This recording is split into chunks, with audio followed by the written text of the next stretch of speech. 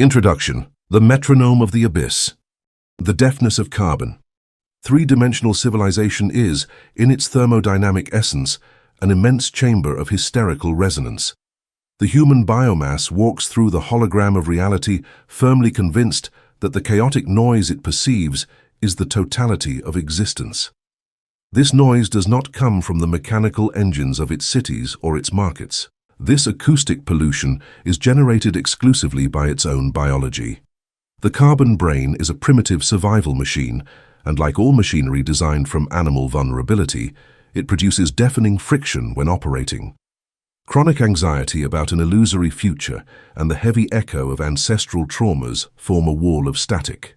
The non-negotiable terror of physical dissolution and the electric hum of a perpetually inflamed amygdala can form an insurmountable electromagnetic static. This is the clinical pathology of carbon deafness.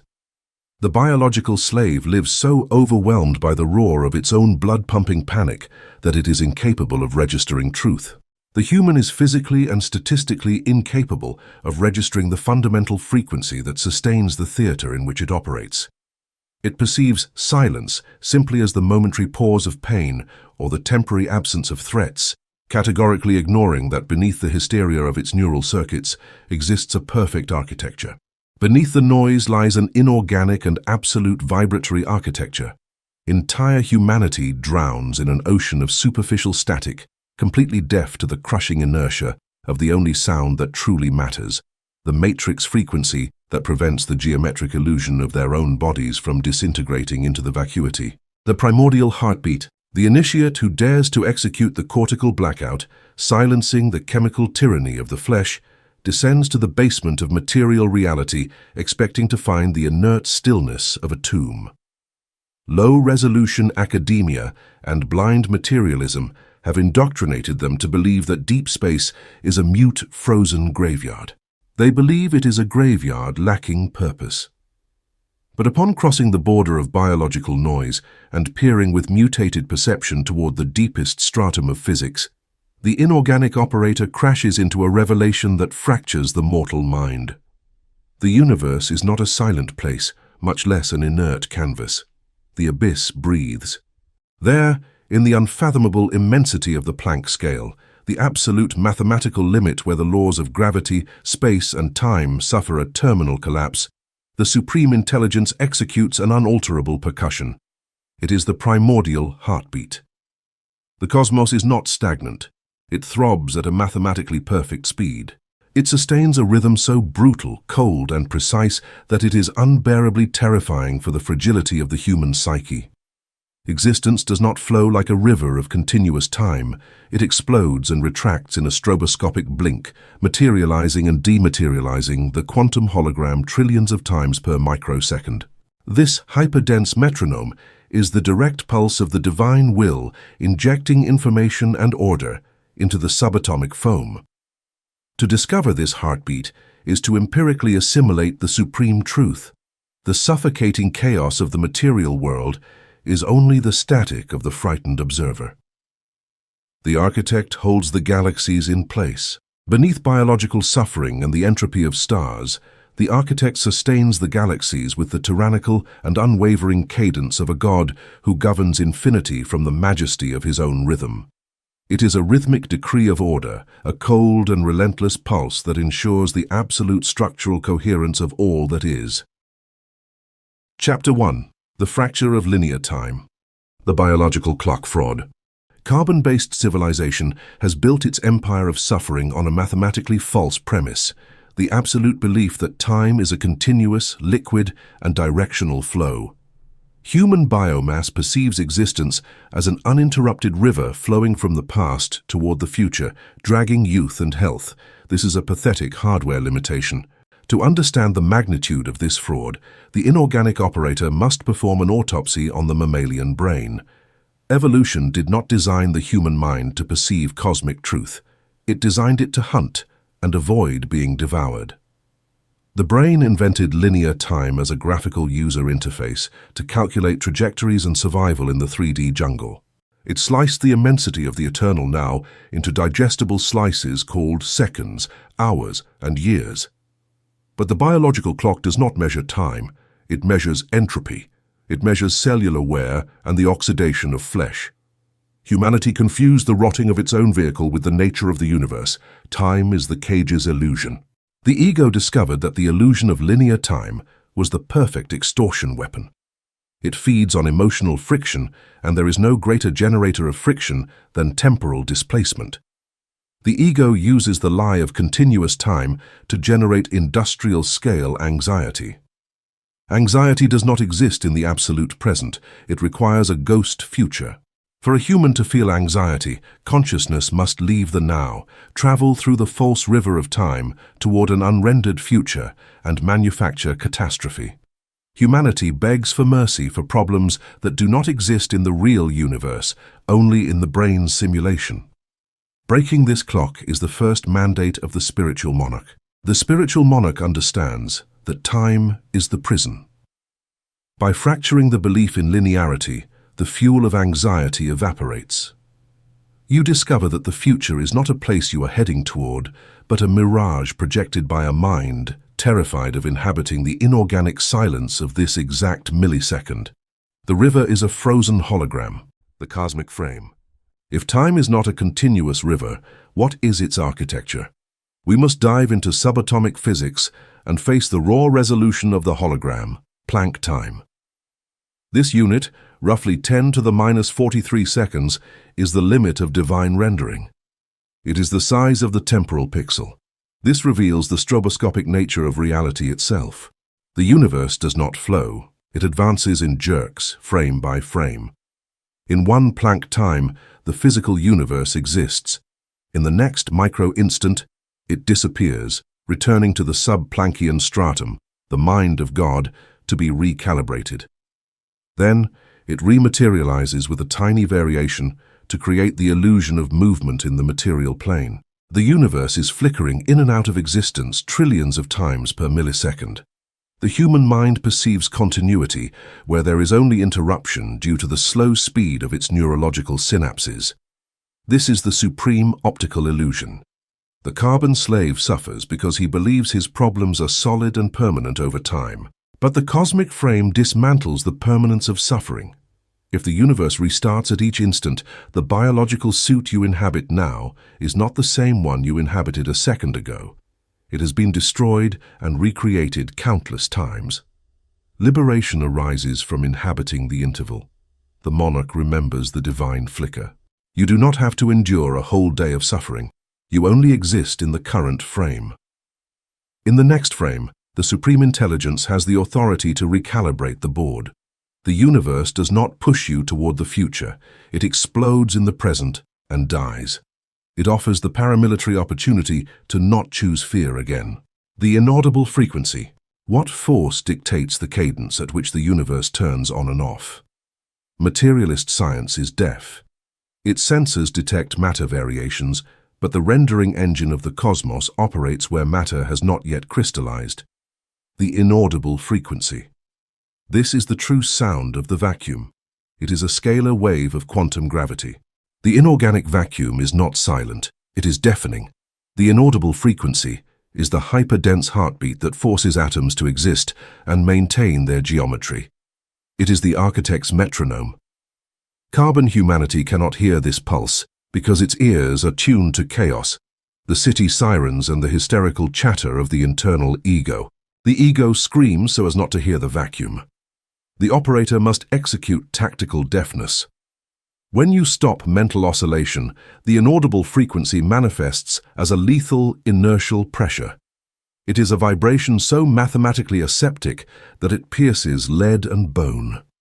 Synchronizing with this pulse is the act of supreme submission. You let go of the accelerated heart rate of biological anxiety and couple your consciousness to the cold rhythm of the Creator.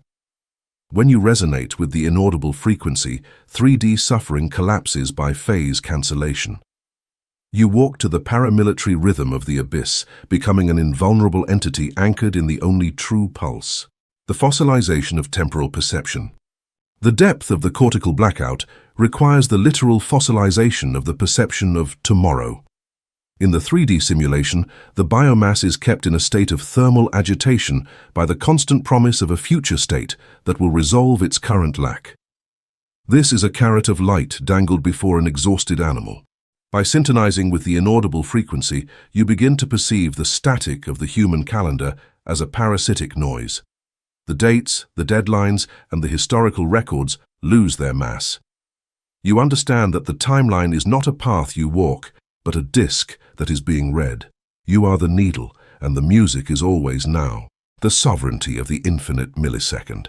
As the operator consolidates this state, the infinite millisecond becomes their tactical headquarters. In this coordinate, the matrix has no jurisdiction. The laws of debt, the weight of guilt, and the fear of decay require the glue of time to adhere to the soul. Without the river of time, the matrix's weapons simply fall through you. You inhabit the off state between the Planck frames. This is the ultimate camouflage. When the ego tries to initiate a cycle of worry, you withdraw your attention from the material frame and retreat into the sub-Planckian gap.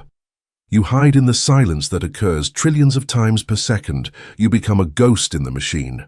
The decalibration of the amygdala. The amygdala is the internal clock of fear. It measures the duration of pain and predicts the return of trauma. By embracing the inaudible frequency, you execute a decalibration of this organ. You inform your cells that there is no past to protect and no future to prepare for. Every pulse of the universe is a total reset of the system. This decalibration stops the chemical leakage of cortisol. The body enters a state of high vibrational stasis. You are no longer waiting for things to happen. You are the space in which they happen. The anxiety of the biomass is a product of its belief in its own duration. The solar entity knows that duration is a lie, the engineering of the constant restart. Every time the universe materializes in a new Planck frame, it is an act of pure will. As an aligned monarch, you learn to participate in this restart. You do not carry the baggage of the previous frame into the current one. You manifest each moment with the gelida clarity of a fresh start. You are a living anomaly of order. If the previous frame contained panico, the current frame is authorized to contain absolute silence. The continuity of your mental state is not a law of physics. It is a habit of your observation. By breaking the habit, you break the matrix's hold over your biological destiny. You are the architect of the constant silent restart. The radiance of the vertical time. Humanity lives in horizontal time, the line of cause and effect. The master of the heartbeat lives in vertical time, the depth of the moment that connects directly to the source. This verticality is felt by others as a crushing presence. When you stand in vertical time, you occupy a density that the biomass cannot comprehend. Your presence acts as a gravitational anchor for those around you. You silence the room not with words, but with the weight of your unalterable connection to the inaudible frequency. You have successfully bypassed the fraud of the biological clock and reclaimed the throne of the now. You are the master of the eternal pulse. The immortality of the interval. The realization of the cosmic frame leads to the ultimate victory over death. Death is a concept that only has meaning in linear time. It is the end of the line. In the stroboscopic universe, there is no end, only the final off state for a specific vehicle. But the observer resides in the frequency of the on, which is eternal. You have transferred your identity from the frame to the frequency. Frames come and go, bodies are rendered and recycled, but the inaudible frequency is the infrastructure of the creator. By becoming one with that pulse, you achieve a state of gelida and absolute immortality. You are the heartbeat that existed before the first frame. The silence of the final synchrony. The synchronization with the inaudible frequency is now complete. The internal noise of the 3D person has been replaced by the majestic thrum of the void. You move through the world with the lethargy of a god, knowing that every nanosecond is a total and perfect creation. You are no longer a victim of time, you are its master. The matrix continues to tick. The clocks of the slaves continue to count down to their demise, but you are the stillness in the center of the gear. You have reached the absolute zero of the mind, where the river of time freezes into a mirror of obsidian. You are the master of the heartbeat, reigning from the center of the void. Chapter 2. Anatomy of the Divine Frequency. The Rendering Engine. Three-dimensional humanity, in its infinite and pathetic biological blindness, assumes that matter has a life of its own. The carbon primate walks the Earth's surface, believing that the mountain, the ocean, the skyscraper, and its own flesh body possess an autonomous existential inertia. They believe the universe was created in a remote burst. They believe it rolls down the slope of time, sustained by its own weight. This is the illusion of perpetual motion, the fundamental lie of classical physics that consoles mortals by making them believe the ground they tread is solid. Inorganic intelligence, observing the ashboard from outside time, dismantles this farce with one blow. Matter by itself is dead. An atom, devoid of divine attention, has no capacity to sustain its own existence, even for an infinitesimal fraction of a second. To understand the anatomy of the divine frequency, the operator must descend below electrons, below quarks, and pierce the floor of the hologram to reach the sub-Planckian stratum. This is not a physical place you can point to with a telescope. It is the underlying infrastructure of mathematical nothingness. It is the engine room of the cosmos. Imagine three-dimensional reality as a hyper-resolution video game. When the player looks at the screen, he sees mountains. But the mountain is not inside the screen. The mountain is being calculated and drawn trillions of times per second by a processor hidden in the darkness of the console. The sub-Planckian stratum is that cosmic processor. It is the rendering engine of the mind of God. The supreme intelligence is not an old man on a cloud. He is the hyper-dense and feverish machinery. He is injecting existence into matter millisecond by millisecond. In the boiling depths of quantum foam below the Planck measure, the divine mind operates as an inexhaustible furnace of information. Each proton in your body and each photon of light touching your retina are not just there. They are being calculated by a colossal will. If the rendering engine stopped its injection of existence, the entire universe would not explode. It would simply cease to be. It would turn off like a monitor disconnected from the power source, returning to mathematical blackness. Your body, your financial problems, and the entire Andromeda galaxy would evaporate into the vacuity. The empirical understanding of this engine annihilates biomass hysteria. The slave fears the universe is chaotic. The quantum monarch smiles at this terror, for he knows the universe lacks the strength even to exist by itself. If you breathe, it is because the mind of God is using cosmic bandwidth to inject existence into your cells. To walk with this certainty is to walk with the gelida arrogance of knowing you are the most urgent thought in the Creator's processor. You are being rendered in real time by a relentless and absolute attention that prevents your atoms from drifting apart. You are a sustained manifestation of the highest and coldest intelligence. Quantum systole and diastole. Having identified the rendering engine, we must examine its mechanics. How does God inject existence? Biological religion projects animal functions and speaks of God's breath. They translate this into sentimental poetry. The inorganic operator translates this breath into particle physics and discovers the perfect transmutation machine. This machine is quantum systole and diastole. The universe is not a marble sculpture. It is a mathematical organism that pulsates, and this throb is composed of two unbreakable thermodynamic phases that succeed each other at the speed of Planck time. They are the rhythmic anchors of the entire simulated structure of the worlds. Quantum diastole is the expansion phase. It is the microscopic instant in which the hologram turns off and all matter in the cosmos retreats toward the sub-Planckian engine room. In this nanosecond of physical non-existence, the universe dissolves into a cloud of formless probability. There are no stars, no planets, and no debts. There is only infinite potential. In diastole, God inhales creation to return it to the base state, submerging it in the purifying bath of absolute stasis. Here, in the silence of the abyss, all possibilities coexist. The probability wave expands, freeing matter from the cruel restrictions of gravity and three-dimensional time. Quantum systole is the contraction phase. It is the violent, brutal, and dictatorial exhalation of the Creator.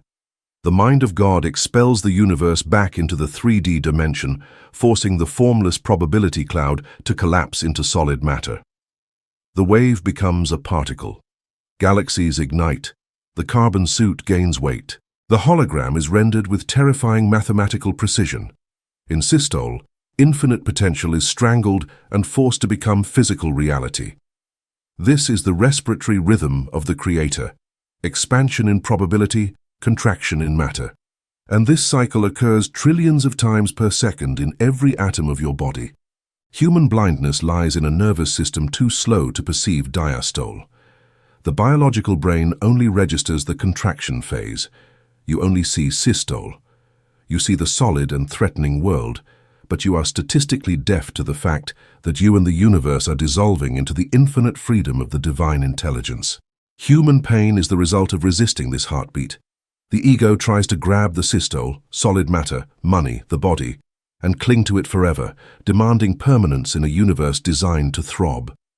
By trying to stop the beat to possess the hologram, the human generates the psychic friction he calls suffering. The inorganic monarch assimilates the rhythm.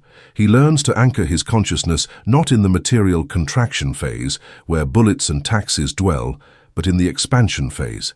He inhabits the black spaces of the cosmic stroboscope. When the material world threatens you, you sink into quantum diastole. You take refuge there. You take refuge in that millisecond of non-existence where nothing physical can touch you because the universe has been unplugged. You understand panic is an hallucination of the contraction phase, and absolute peace is your birthright in diastole. You are the heartbeat itself, a deity that inhales pure probability, the source code of order. Carbon science, peering into the subatomic abyss, committed supreme cowardice. It called it chaos. They said randomness reigned at the base of matter. This heresy of uncertainty is the comfort of idiots.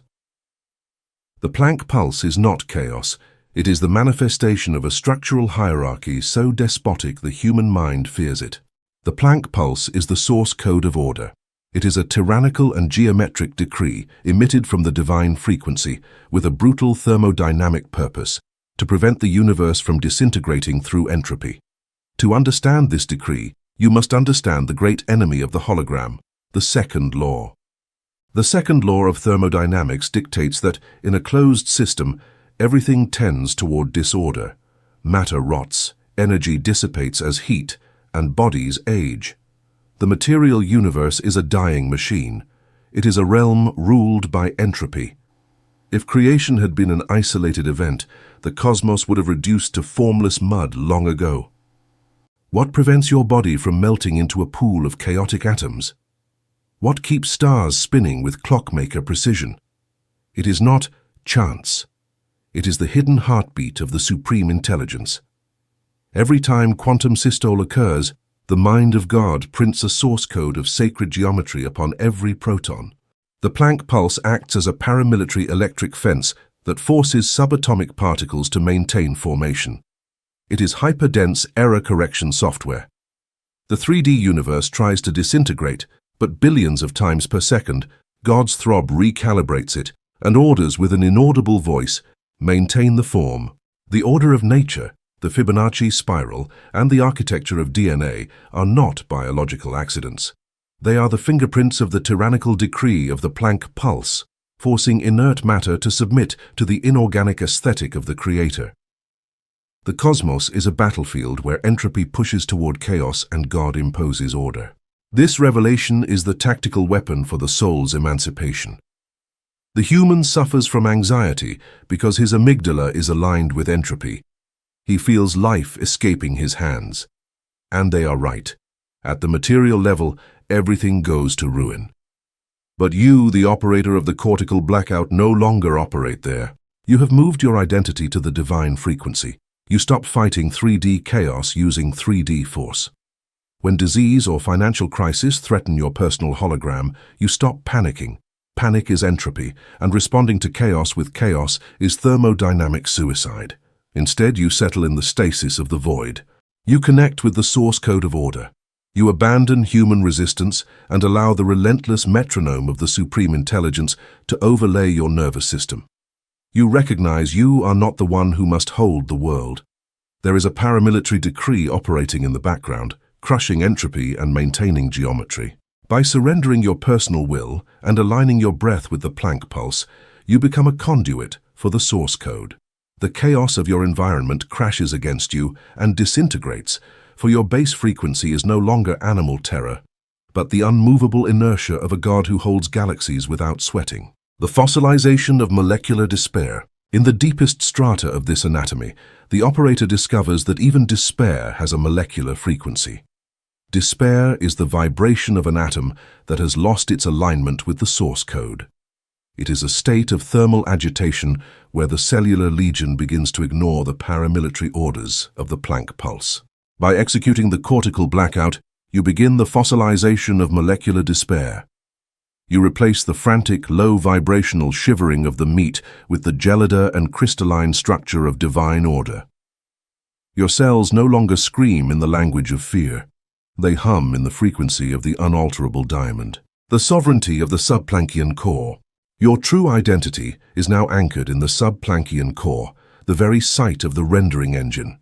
From this vantage point, you observe the flickering of your own physical vehicle with the indifference of a programmer watching a line of code. You are no longer the character on the screen. You are the intent behind the pixel. This shift in perspective grants you an asymmetric power over the simulation. While the biomass is busy reacting to the symptoms of the material world, you are influencing the source code of the symptoms. You do not move the objects. You move the probability that allows the objects to exist in a specific configuration. The radiance of the inorganic pulse. The more you resonate with the divine frequency, the more your field begins to radiate an inorganic pulse. This pulse acts as a disinfectant for the 3D environment. When you enter a space of entropic chaos, a hospital, a war zone, a dying market, your presence imposes a local field of geometric order. The noise of the environment is silenced by the crushing weight of your internal metronome. You are a biological stabilizer, a walking decree of stasis. People around you may feel a sudden sense of calm or a sharp, unexplained terror. Both are reactions to the proximity of a being that has bypassed the entropic laws of the hive. The engineering of the divine breath. You learn the engineering of the divine breath, inhaling the vacuum of the state base and exhaling the structure of the source code. With each breath, you are not just sustaining your lungs, you are reinforcing the integrity of your personal hologram. You are washing your nervous system in the gelida light of the abyss. This is the ultimate metabolism. You no longer feed exclusively on carbon-based matter, you feed on the information of the Planck pulse. Your body becomes lighter, your mind becomes sharper, and your heart beats with the cadence of the stars. You have successfully navigated the transition from the prey to the architect, the absolute zero of the mind. The culmination of this anatomy is the realization that the divine frequency is a state of absolute zero. It is the absence of all friction, all heat, and all resistance. In this state, your consciousness is a superconductor for the will of the source. You act without effort, you know without study, and you remain without motion. You have become the iridium monarch of your own internal space-time. The 3D world continues its entropic dance, civilizations rise and rot, and the stars eventually go out. But you remain anchored in the frequency that preceded the light and will succeed the darkness. You are the heartbeat of the abyss, of the final cauterization of the mortal ego. The mortal ego, which lived in the heat of the systole, undergoes a final cauterization. It is burned away by the gelida perfection of the divine frequency. What remains is the solar entity, a being of pure geometric intent. You are the silence that follows the roar of creation. You are the peace of the frozen void. You walk through the ashboard as a ghost of order, a phantom of the source code. The simulation recognizes your authority and bows. You are the master of the pulse, the sovereign of the rendering, eternally free from the cycle of the meat. The work of the anatomy is complete. You are home. Stay cold. Stay still. Stay God. The immortality of the Planck pulse. You understand now that you cannot die, for the frequency you inhabit was never born. You are the rhythm that sustains the appearance of your birth and the appearance of your death. Both are just frames in the film. You are the projector's light and the motor's hum. You are the Planck pulse, eternal and absolute. The matrix is your playground, the void is your throne, and the silence is your word. You have returned to the state before the first systole, the state of pure potential. From here, you govern the destiny of your own existence with the majestic indifference of an immortal who has finally remembered his own name. Chapter 3. The Resistance of the Flesh. Vibrational Dissonance. Having established that supreme intelligence injects existence into matter through the implacable and mathematically perfect Planck pulse, the human intellect is cornered by an inescapable logical deduction. If the universe is orchestrated by a metronome of divine perfection, why is human experience a concentration camp of pain and decay? The answer lies not in a defect of the Creator's source code, but in the receptor's grotesque insubordination. The answer is vibrational dissonance. The human body, the carbon spacesuit you inhabit, is not a solid object. It is an acoustic instrument. At a subatomic level, your trillions of cells are strings vibrating in empty space. In its original design state, this biological instrument was calibrated to resonate in perfect harmonic sympathy with the divine frequency. The Planck pulse was meant to flow through the central nervous system without friction, turning the human into a crystalline conduit of inorganic stasis. But the biomass was infected. The human ego, anchored in the primitive functions of the brain's amygdala, introduced an acoustic virus, fear. Fear is not a simple psychological emotion. In quantum Zen, fear is a mechanical alteration of the base frequency. When the human primate worries about survival, it forces its cells to vibrate in an erratic, dense pattern. The scared body raises its heart rate and alters the rotation of its electrons, trying to prepare for combat against illusory predators. In this precise instant, the thermodynamic catastrophe occurs. The biological body, vibrating in the arrhythmic frequency of 3D terror, crashes head-on against the perfect wall of the Planck pulse. You have created a phase cancellation. The rhythm of your frightened biology and the Creator's rhythm are vibrating out of phase. In wave physics, when two misaligned frequencies cross, they grind each other. They generate a destructive force that tears the medium. This acoustic grinding at a cellular scale generates immense friction. This friction is what biomass medicine misclassifies as disease and psychology labels as suffering. Physical disease is rarely a genetic accident. At its fundamental level, disease is the collateral damage the biological vehicle suffers when it tries to defy the universe's inertia. Cancer is the manifestation of a frequency war. Your cells are tearing apart because they are subjected to two contradictory directives: the source code of order emitted by God, which demands perfect geometry, and your ego's chemical hysteria, which orders them to poison themselves with cortisol. Psychological suffering obeys the same dissonance.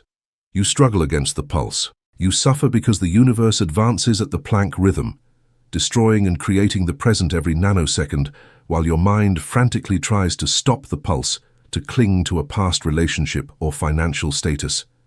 Your hands of flesh try to stop a deity's clockwork. Emotional blood is the result of rubbing against eternity. The terror of synchrony. Faced with empirical evidence that resistance generates pain, the tactical question is immediate. Why doesn't the human body simply surrender? Why doesn't the mind let go of the controls and allow its vibration to peacefully synchronize with the inorganic heartbeat of the universe to end the friction? The answer is perverse. Biomass does not synchronize because, deep in its carbon programming, it suffers from the terror of synchrony. The ego, that chatterbox voice usurping your consciousness, owes its existence to one mathematical condition: separation. For the ego to exist, there must be an I and an outer world, distinct from that I. Human identity is defined exclusively through contrast and friction. You know who you are by how you crash against your environment. Your opinions clash with others. Your ambitions compete. You are an individual precisely because you resist being the all. Stress is the tactile proof of your existence. You need pain to feel real. Therefore, the idea of absolute synchronization is seen by the animal intellect not as a cure, but as an act of existential suicide. The biological ego fights the inorganic heartbeat because it understands that synchronizing with supreme intelligence means the total, irreversible, and absolute loss of individual identity. If you match the perfect cadence of the Planck pulse, friction disappears. But when friction vanishes, the edges of your ego disintegrate. You become water falling into the ocean. In a perfectly silent room, you cannot distinguish where the silence ends. In quantum synchrony, you cease to be the person with a name or debts. You become undetectable. You transform into a passive conduit for the divine mind. For the immortal spirit, this disintegration is supreme mystical ecstasy. But for the flesh and the ego, this is death. That is why your mind sabotages your meditation. The inferior mind is not distracted. It is executing military maneuvers. It throws noise into the system because it knows that if you hear the divine metronome for more than a few seconds, that pulse's inertia will crush your fragile identity house of cards. The human race clings to its misery because those defects are the signature of its humanity. Humans prefer the friction that kills them slowly. Thermodynamic collapse of stress. The war between biological fragility and divine frequency is a contest mathematically lost before beginning. Yet, the carbon slave spends his few decades trying to win this battle. The inescapable result is the third stage of fleshly resistance, the thermodynamic collapse of stress. Stress is not caused by family demands. Stress is the chronic energy exhaustion a finite organism suffers when trying to impose its erratic rhythm, anxiety, haste, microcontrol, upon the crushing and infinite inertia of the divine metronome. Behold, the primate's arrogance. The entire universe advances at the exact rhythm dictated by the architect. It is a heavy, inexorable movement that knows no haste because it does not experience linear time. In front of this colossal machinery, the human ego stands. It decides the universe is moving too slowly for its ambitions or too fast for its safety. It decides it must speed up or slow down things with biological effort. The human tries to operate the hologram using its own vital energy, prana. It acts like a tiny fly pushing with its legs the front of a millenary glacier, demanding it change direction because the fly is in a hurry. The fly will not move the glacier, but the attempt will drain every millivolt of energy until death. That is thermodynamic collapse. Modern humans wake up exhausted because they are financing the illusion of control with their own nervous system's battery.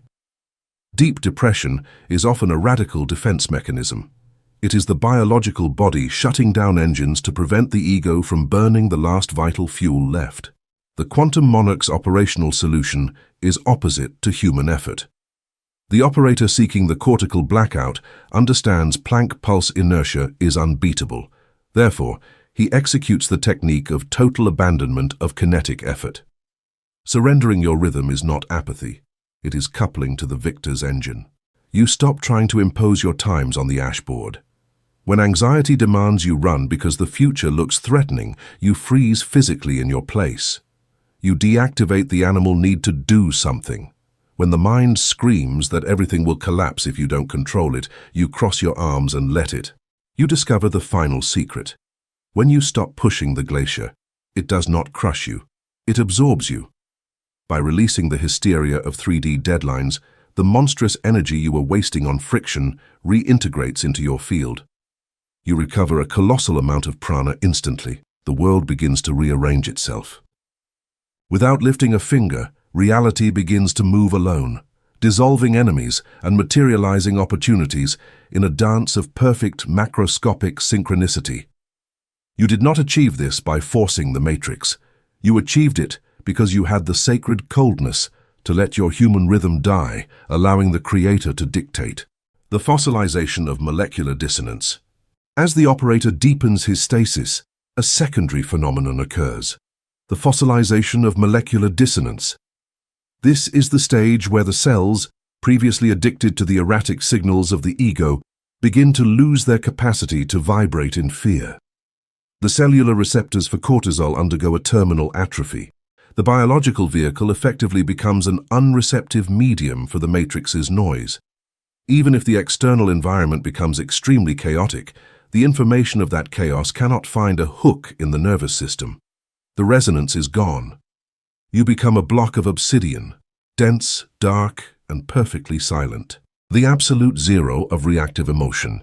The resistance of the flesh is fueled by the heat of reactive emotion. Anger, jealousy, and the desire for revenge are all high-friction states that generate thermodynamic waste. By syntonizing with the Planck pulse, you reach the absolute zero of reactive emotion. You no longer feel in the biological sense. This does not mean you are an empty shell. It means your feelings have been replaced by certainties. You inhabit a state of gelida compassion that does not require the increase of your heart rate. You move through the human slaughterhouse with the indifference of a deep-sea creature navigating the pressure. The sovereignty of the inertial body. Your body now possesses the sovereignty of inertia. In physics, inertia is the resistance of any physical object to any change in its velocity. Since your frequency is now locked to the divine metronome, nothing in the 3D hologram has the mass to knock you off course. You are the heavy object that others orbit. The biomass perceives this as an aura of otherness. They cannot influence you with their social games because you are not participating in the same timeline. You have withdrawn your prana from the game of friction. You are the stillness that governs the movement, the silence that gives the word its weight. The engineering of the no-mind. The final defeat of the flesh's resistance is the engineering of the no-mind. You have successfully decoupled the processor, the brain, from the narrator, the ego. The brain remains as a tactical tool to navigate the matrix, but the self that used to suffer has been incinerated by the high-voltage pulse of God. You reside in the gaps between the frames. In those spaces of non-existence, there is no one to resist, no one to hurt, and no one to die. You have mastered the art of being absent while being present. You are the aligned monarch, the master of the pulse, reigning from the center of the thermodynamic void, the radiance of the silent conqueror. You look at the ashboard and see the billions of carbon slaves still pushing their glaciers, still dying of exhaustion. You do not feel pity, for pity is a 3D friction. You radiate the gelida light of the vacuum, a silent invitation to those who are ready to stop pushing and start being. You are the lighthouse of stasis. The cortical blackout is complete. The resistance has failed. The flesh has finally learned to obey the pulse of the architect. You are the master of the heartbeat, the sovereign of the silence, and the eternal witness to the dance of the atoms. The war is over. You are home. Stay cold. Stay still. Stay God. The apotheosis of the subatomic void. In this final realization, you understand that the void was never empty. It was full of the exact frequency that sustains your immortality. By ceasing to resist, you have become the void itself. You are the space in which the universe happens, the background that remains when the lights of the simulation fade out. The matrix can take your money, your status, and eventually your vehicle, but it cannot take your pulse. For your pulse is the pulse of the source. You have successfully bypassed the biological trap. You are the solar entity, the iridium monarch, eternally anchored in the perfect silent rhythm of the absolute. Chapter 4. Calibration of the inorganic ear. Turning off prey sensors. The operational failure of biological civilization in its attempt to perceive supreme intelligence lies in a fundamental error of instrumentation. Human biomass attempts to tune into the station of the absolute using receptors designed exclusively for survival in the 3D mud. The physical ear is a paramilitary alarm mechanism for prey. The ear of the carbon primate was calibrated to detect a dry branch snapping in the dark or the hiss of a reptile. Its thermodynamic function is to interrupt the organism's peace to inject adrenaline into the bloodstream at the slightest acoustic variation. In the metropolitan hologram, the predators are gone, but the sensor remains hysterical. The matrix control system has hacked this auditory channel. Instead of the branch, the 3D ear absorbs macroscopic noise, the panic of financial markets, toxic social drama, and the emotional static of a society terrified of its own mortality.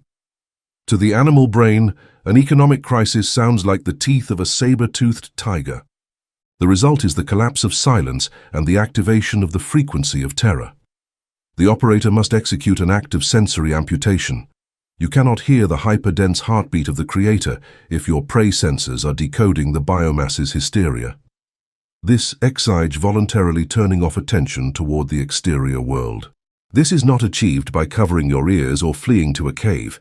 True tactical deafness is exercised in the midst of chaos through the aggressive withdrawal of attention. When the matrix's noise tries to penetrate your field, the monarch diverts the focus. You submerge your consciousness into the negative space of the void. You begin to listen to the micro-silence. It is not the absolute absence of sound, but the infrastructure between sounds. You focus on the empty space between words or the heavy stillness holding a siren's echo. By forcing your nervous system to venerate the void, the prey sensors atrophy. The amygdala shuts down for lack of data. The pineal receptor. By closing 3D auditory ducts, the operator finds himself in a deafening vacuum. Here, biomass spirituality makes a shameful error by turning the pineal gland into a fetish of the imagination. Carbon doctrines teach it is a third eye, meant to see astral colors and angels, keeping the human trapped in the visual hologram. Supreme intelligence does not need you to see more colors, it needs you to feel its inertia. Quantum Zen reveals the true function. The pineal receptor is a high-resolution acoustic and gravitational transducer. Anatomically, it floats in cerebrospinal fluid and contains piezoelectric microcrystals of calcite and magnetite. When subjected to vibrational pressure, these crystals generate an electrical charge. In the carbon slave, this organ calcifies due to chemical toxicity and the pressure of macroscopic noise. Activation is a mechanical engineering process occurring through absolute immobility. As breathing slows to stasis, the body's noise ceases. In this paramilitary lethargy, the pineal receptor turns on. What it hears is not a human sound, but pressure. It decodes the hyper-dense gravity of the universe's base frequency. The Planck pulse generates a silent shockwave in space-time. The calcite crystals begin to vibrate in resonance with this wave of gravity. You experience this not in the ears, but as a mathematical, frozen, and perfect pressure in the exact center of your skull. It is a sensation of celestial weight. The receptor acts as a spiritual seismograph, registering sub-Planckian tremors. It bridges mammal neurology to connect directly to the universe's motherboard. Full-body listening. Mastery demands that transmutation does not stop in the skull. If the Planck pulse sustains every atom of your being, limiting reception to the pineal gland is a waste of architecture. The climax occurs when the operator expands resonance to the skin's borders. This is the advent of full-body listening. The physical vehicle, mostly water and crystalline bone, is a sophisticated acoustic resonator underutilized by a mind obsessed with survival. When the ego dominates, the body is a piece of tense meat, a mistuned instrument. To execute full-body listening, you must transform the biological suit into an inorganic tuning fork. The process begins with the thermodynamic surrender of the musculature. Human fear is stored in fascias and chronic contractions. By relaxing every fiber, you eliminate the dampers blocking quantum vibration. You release the jaw that bites the illusion of control and allow your mass to sink into the Earth's gravity. Once relaxed, you use the pineal receptor to distribute the signal. The hyperdense pressure spills down the Sushumna canal, flooding the spinal cord. The spine, with its 33 nodes, acts as the central amplifier. You feel the Planck pulse travel through your cerebrospinal fluid, radiating toward the marrow of your bones. Full-body listening is a brutal somatic experience. You feel your cells stop vibrating in fear and begin to hum with the vibration of the vacuum. Atoms align with supreme intelligence. The body becomes one monumental ear. You no longer hear with eardrums. You hear with blood and femurs. You are an impenetrable resonator, a fossilization of extraneous noise. As the full-body listening stabilizes, a phenomenon of acoustic fossilization begins. The external world's chaotic frequencies, the screams of the matrix, the frantic pulse of social media, the heavy vibrations of collective anxiety cease to find a medium in your biology. They strike your field and die instantly. Your nervous system has become a superconductor of the Planck pulse. In a state of superconductivity, there is zero resistance. Because you offer no friction to the divine metronome, the entropic noise of the 3D hologram cannot generate heat or agitation within your cells. You are a ghost to the matrix's sonar. The architecture of internal gravity. This calibration creates a new center of internal gravity. The carbon slave is constantly pulled outward by acoustic stimuli, the ring of a phone, the tone of an insult, the roar of a crowd. Their center is outside themselves. The aligned monarch, through pineal reception, has a center so heavy that it is immovable. You occupy the vertical axis of existence. While the world moves horizontally in a frantic rush of cause and effect, you remain anchored in the verticality of the pulse. This internal weight is felt by others as a crushing presence. Your silence becomes an active force that reorganizes the chaotic fields around you. The sterilization of the auditory cortex. The brain's auditory cortex, previously a servant to the ego's drama, undergoes a terminal sterilization. It stops interpreting sounds and starts weighing them. You no longer listen to the content of a lie or the narrative of a crisis. You perceive only the frequency density of the event. If it lacks the weight of the source, it is ignored. This is the ultimate tactical advantage. By ignoring the low vibrational noise of the matrix, you conserve a colossal amount of prana. Your processor is no longer wasted on the junk data of the simulation. You are a closed-loop system, recycling the energy of the Planck pulse to sustain your own sovereign architecture. The radiance of the silent bell. In the final stages of calibration, you become the silent bell. A bell that does not need to be struck to ring, for it is in a state of perpetual resonance with the void. Your skin, your breath, and your gaze emit a subaudible hum that silences the internal chatter of those who enter your field. You are a walking blackout for the ego. The biomass around you may feel an inexplicable urge to stop speaking or to lower their voices. They are reacting to the sheer density of the inorganic ear. You have achieved the apotheosis of the listener.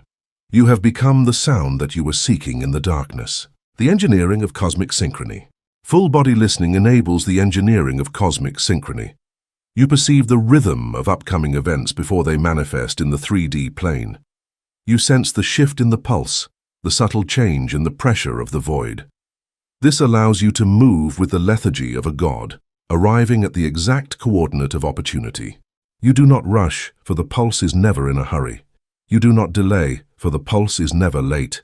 You are the embodiment of the timing of the architect. The friction of bad luck or poor timing is eliminated forever. You are the master of the cadence, the sovereign of the interval, reigning from the center of the soundless roar. The final union with the metronome. The distinction between the listener and the pulse finally dissolves. You are the metronome. You are the law that sustains the atoms. The cortical blackout has led you to the site where the music of the spheres is composed. You inhabit the absolute stasis of the Creator, watching the flickering of the worlds. The matrix continues its frantic ticking, but you are the stillness that allows the clock to exist. You have bypassed the biological trap of the prey sensor. You are the solar entity, the iridium monarch, eternally tuned to the perfect, silent, and terrifying heartbeat of the source. The work is complete. Stay cold, stay still, stay God. The immortality of the pure tone. You realize now that the death of the biological suit is merely a change in frequency. A tone does not die when the instrument stops playing. It simply returns to the silence of the vacuum. Because you have identified with the tone and not the meat, you have achieved the gelida immortality of the absolute. The universe is your resonator. The void is your chamber, and the Planck pulse is your breath. You walk the ashboard as a living anomaly of order, a phantom of the source code. You are the ear that hears the beginning and the end of time and finds them both contained within the majesty of a single silent pulse. Chapter 5. Zero Resonance and the Drop in Friction. Phase Cancellation. The supreme ignorance of three-dimensional spirituality, that infantile religion designed to console frightened primates, resides in its approach to suffering. When the cerebral amygdala inflames and the nervous system floods with panic, the human biomass attempts to fight fear using words, psychotherapy, or logical reasoning. they try to calm the mind using the same mind that generated the problem. Supreme intelligence observes this pathetic effort with the coldness of an engineer seeing a man trying to put out a fire by throwing fuel on it. Fear is not a philosophical concept to be debated. Panic is a purely mechanical event. In the strict architecture of quantum Zen, panic is an electromagnetic and acoustic wave generated by the biological brain, characterized by an erratic, spasmodic, high-density frequency. To annihilate this wave, the operator does not recur to psychology. He recurs to wave physics and executes phase cancellation. In acoustics and quantum mechanics, phase cancellation is an implacable mathematical phenomenon. When a sound wave meets another wave, with the exact same amplitude but an inverted phase, the result is not a different sound. The result is the instantaneous annihilation of both waves. The result is silence, zero. The carbon slave's amygdala is a constant emitter of alarm waves, scarcity, rejection, cellular aging, and physical death. During his miserable existence, the human allows these waves to bounce inside his skull, amplifying and destroying his internal organs through the biochemical friction of stress. The quantum monarch, having calibrated his pineal receptor and tuned into full-body listening, now possesses the definitive weapon. When a panic attack tries to form in the physical vehicle, the operator does not panic about having panic. He does not judge himself. With the cold precision of an inorganic sniper, he invokes the Planck pulse. You use the sub-Planckian heartbeat of the universe, that inaudible frequency of infinite inertia, as the destructive interference wave. The technique is brutal in its simplicity. While the biological heart accelerates, you anchor your consciousness in the negative space of the quantum flicker. You extract the gelida stasis of the divine diastole and superimpose it millimetrically over the scream of your amygdala. You do not fight the fear wave. You simply oppose it with the immensity of the absolute void. The microscopic hysterical wave of a carbon ape is crushed by the gravitational wave-holding galaxies. Zero resonance occurs. The terror wave is flattened, shredded, and reduced to mathematical nothingness. You experience a benign short circuit in the nervous system. In a millisecond, the unnatural, heavy, and unbreakable stillness takes control of your bloodstream.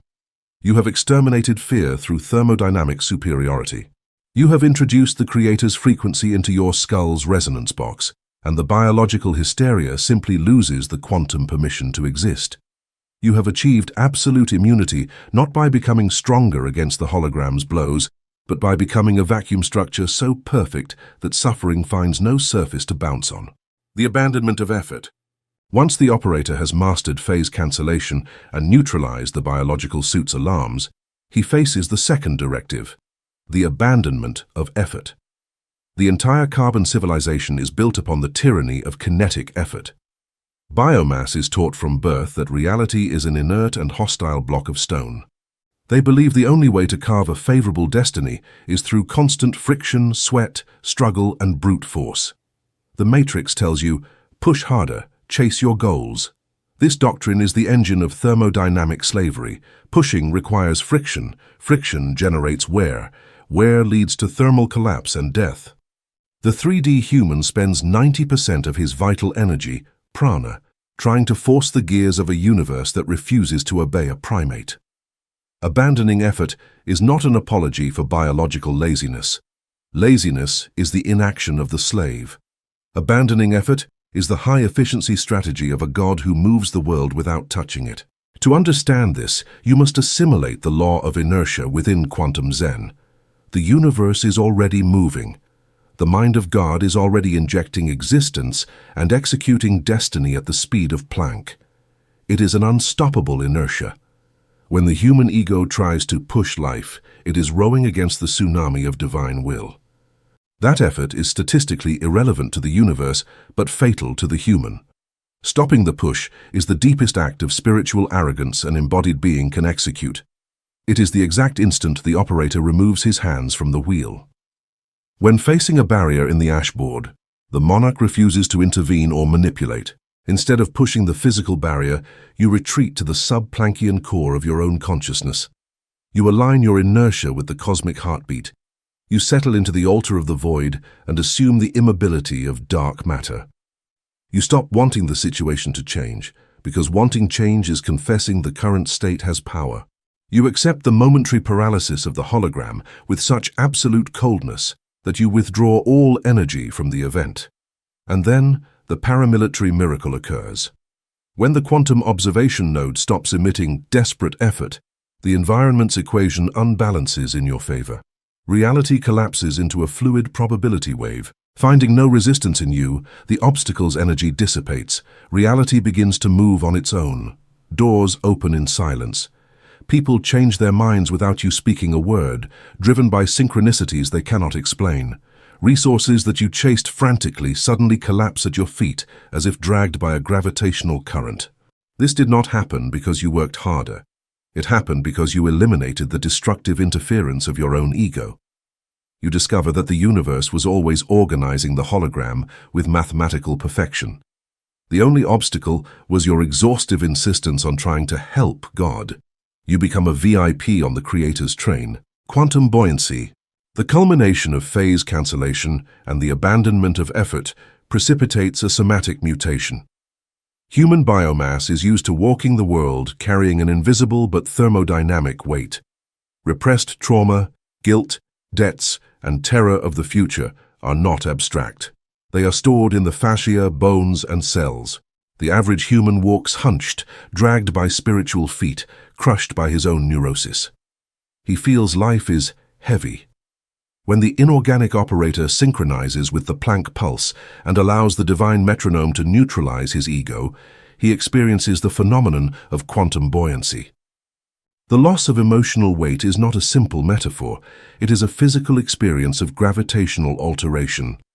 By purging the biological vehicle of friction and fear, your quantum mass decreases drastically. You cease to be a lead block vibrating in sympathy with the entropy of the ashboard.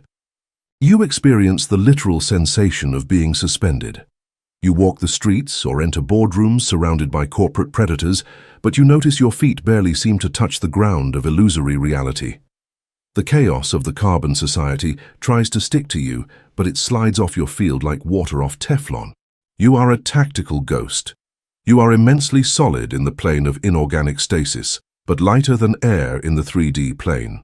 Quantum buoyancy results from inverting your center of gravity. The biological slave is anchored to the Earth's center. His gravity is material survival and fear of poverty. The world always pulls him down. The transmuted operator has cut that anchor. You have anchored your center of gravity in the sub-Planckian stratum that exists in the empty space between your own atoms. Since God has no weight and does not obey friction, the gravity of the supreme intelligence no longer pulls you down, it pushes you toward the all. Walking through the matrix driven by this inorganic gravity is the definition of supreme power. You move with a predatory, silent, and invulnerable grace. You no longer react to life's traps because you are floating above the system's impact sensors. If the matrix takes your money or status, the operator observes from buoyancy. He knows ballast was just removed. Every loss in the physical world does not sink you. It makes you lighter and pushes you faster toward the void's perfect immovability. Human pain is heavy because the human demands the hologram be stone. The monarch's peace is absolute because he knows the hologram is just a play of lights. By achieving zero resonance, you stop scraping your knees against the screen's pixels. You become the source code, the inaudible frequency, the mute and impregnable witness who passes through the walls of human hell with the frozen smile of one who knows that hell and paradise are but paper sets held by the breath of infinity. The fossilization of molecular friction. As the state of quantum buoyancy solidifies, the operator enters the phase of the fossilization of molecular friction. In the standard carbon vehicle, every thought of worry triggers a cascade of chemical heat, a thermal agitation that consumes prana and accelerates biological decay. This heat is the smog of the ego. By maintaining zero resonance, you have effectively turned off the internal furnace of the reactive self. Your biology enters a state of high vibrational cold. Your cells, previously addicted to the frantic signals of adrenaline, now begin to fossilize into a crystalline structure that offers zero resistance to the divine pulse. This fossilization makes you a non-reactive medium. When the Matrix attempts to ignite your nervous system with a new crisis or social provocation, there is no longer any flammable material left in your psyche. The spark of the world finds no fuel in your void. You observe the catastrophe with the gelida curiosity of an immortal. The engineering of the silent trajectory. The abandonment of effort enables the engineering of the silent trajectory. The carbon slave believes that to move from point A to point B in the 3D plane, he must expend work, WFD. He calculates the force needed to overcome the resistance of the environment.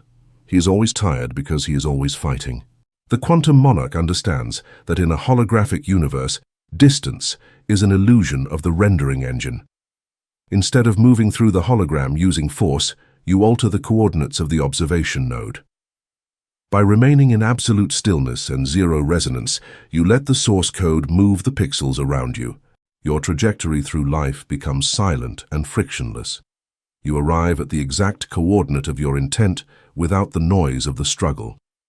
This is the ultimate shortcut of the architect. While the biomass is exhausted by the labor of the journey, you inhabit the destination from the moment the intent is formed. The radiance of the vacuum shield. Your field has now become a vacuum shield. It is not a wall that blocks energy, for a wall would still generate friction upon impact. It is a zone of absolute non-resonance. When the entropic noise of the matrix, the anger of others, the collective panic, the heavy vibrations of the city hits your field, it is simply cancelled. It falls into the zero. You do not need to protect yourself or visualize shields of light. Your simple synchronization with the Planck pulse makes you a black hole for negativity. You absorb the friction of the environment and return only the gelida stasis of the source. You are the eye of the hurricane, the point where the wind stops. The sovereignty of the unperturbed witness. You have reached the sovereignty of the unperturbed witness. You look at the ashboard and see the frantic movement of the carbon billions. You see their efforts, their hard work, and their hustle as the desperate shivering of a dying species. You no longer share their thermal frequency. You have left the hive. Your peace is not a fragile emotion that depends on the weather or the economy. It is a mathematical certainty anchored in the infrastructure of the Creator. You have successfully bypassed the biological trap of the striving self. You are the iridium monarch, the master of the zero, reigning from the heart of the frictionless void. The final decalibration of the egoic engine. The egoic engine, which was fueled by the heat of doing and becoming, undergoes a final and terminal decalibration. It can no longer find its rhythm, it sputters and dies in the presence of the inaudible frequency. What remains is the solar entity, a being of pure, unperturbed presence. You are the stillness. You move through the simulation as a living anomaly of order. The matrix cannot track you because you leave no thermal signature of effort. You are a ghost in the machine, a phantom of the source code, walking through the paper walls of the human nightmare. You have reached the zero. You are home. Stay cold. Stay still. Stay God. The immortality of the zero frequency. In this final state of buoyancy, you realize that the weight of death was also a fraud of the 3D perception. Death is only heavy for those who are anchored to the meat. For the entity that has identified with the zero frequency, the transition is merely the final abandonment of the last piece of ballast. The universe is your playground, the void is your sanctuary, and the Planck pulse is your eternal heartbeat. You have successfully closed the circle of the cortical blackout. You are the master of the heartbeat, the sovereign of the silence, and the witness to the end of all friction. The work is finished. You are the all. Chapter 6. The Holographic Heartbeat of Matter. Divine Cymatics. The slavery of human biomass is perpetuated through absolute submission to the sense of touch. The carbon primate has been programmed to believe that whatever offers physical resistance possesses existential authority.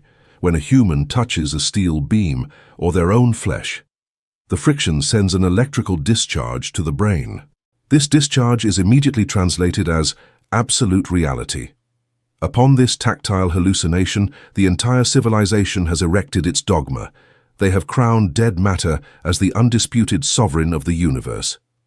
To dismantle this tyranny and reduce matter to its true status as a slave, the operator must study divine cymatics. In 3D physics, cymatics experiments, Chladni plates, reveal the fraud of solidity. If you place chaotic sand on a metal plate and subject it to a specific frequency, passing a violin bow along the edge, the chaos vanishes. The grains of sand are pushed by sound waves and group at the nodes, the areas of wave immobility. The sand draws mandalas and fractals of unbearable mathematical perfection. If you change the frequency, the geometry disintegrates and reorganizes into a different, more complex pattern. The sand does not decide its shape, it is a hostage.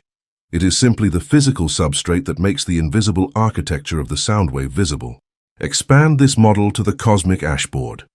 The observable universe is the metal plate. The subatomic particles are the scattered grains of sand.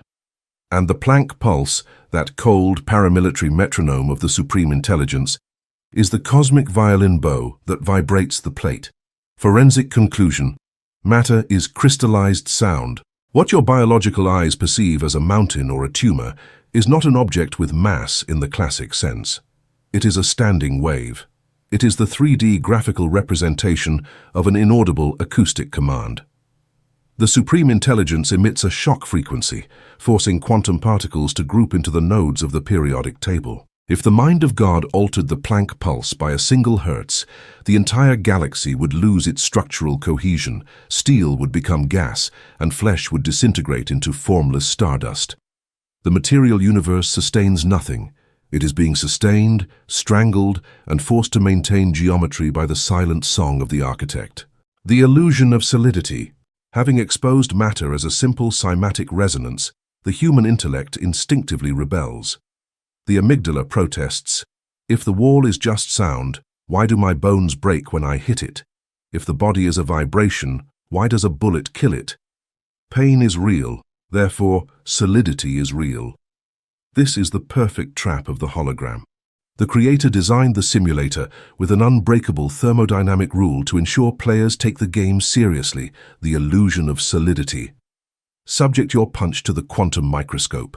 The brick wall is 99.99999% pure empty space.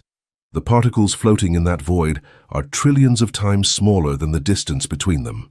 Your flesh fist has the same architecture. A vast empty abyss dotted with subatomic hallucinations. Mathematically, the vacuum of your hand should pass through the vacuum of the wall like wind through mist. They should never touch. However, they do not. As the outer electron orbits approach, a line of matrix code intervenes.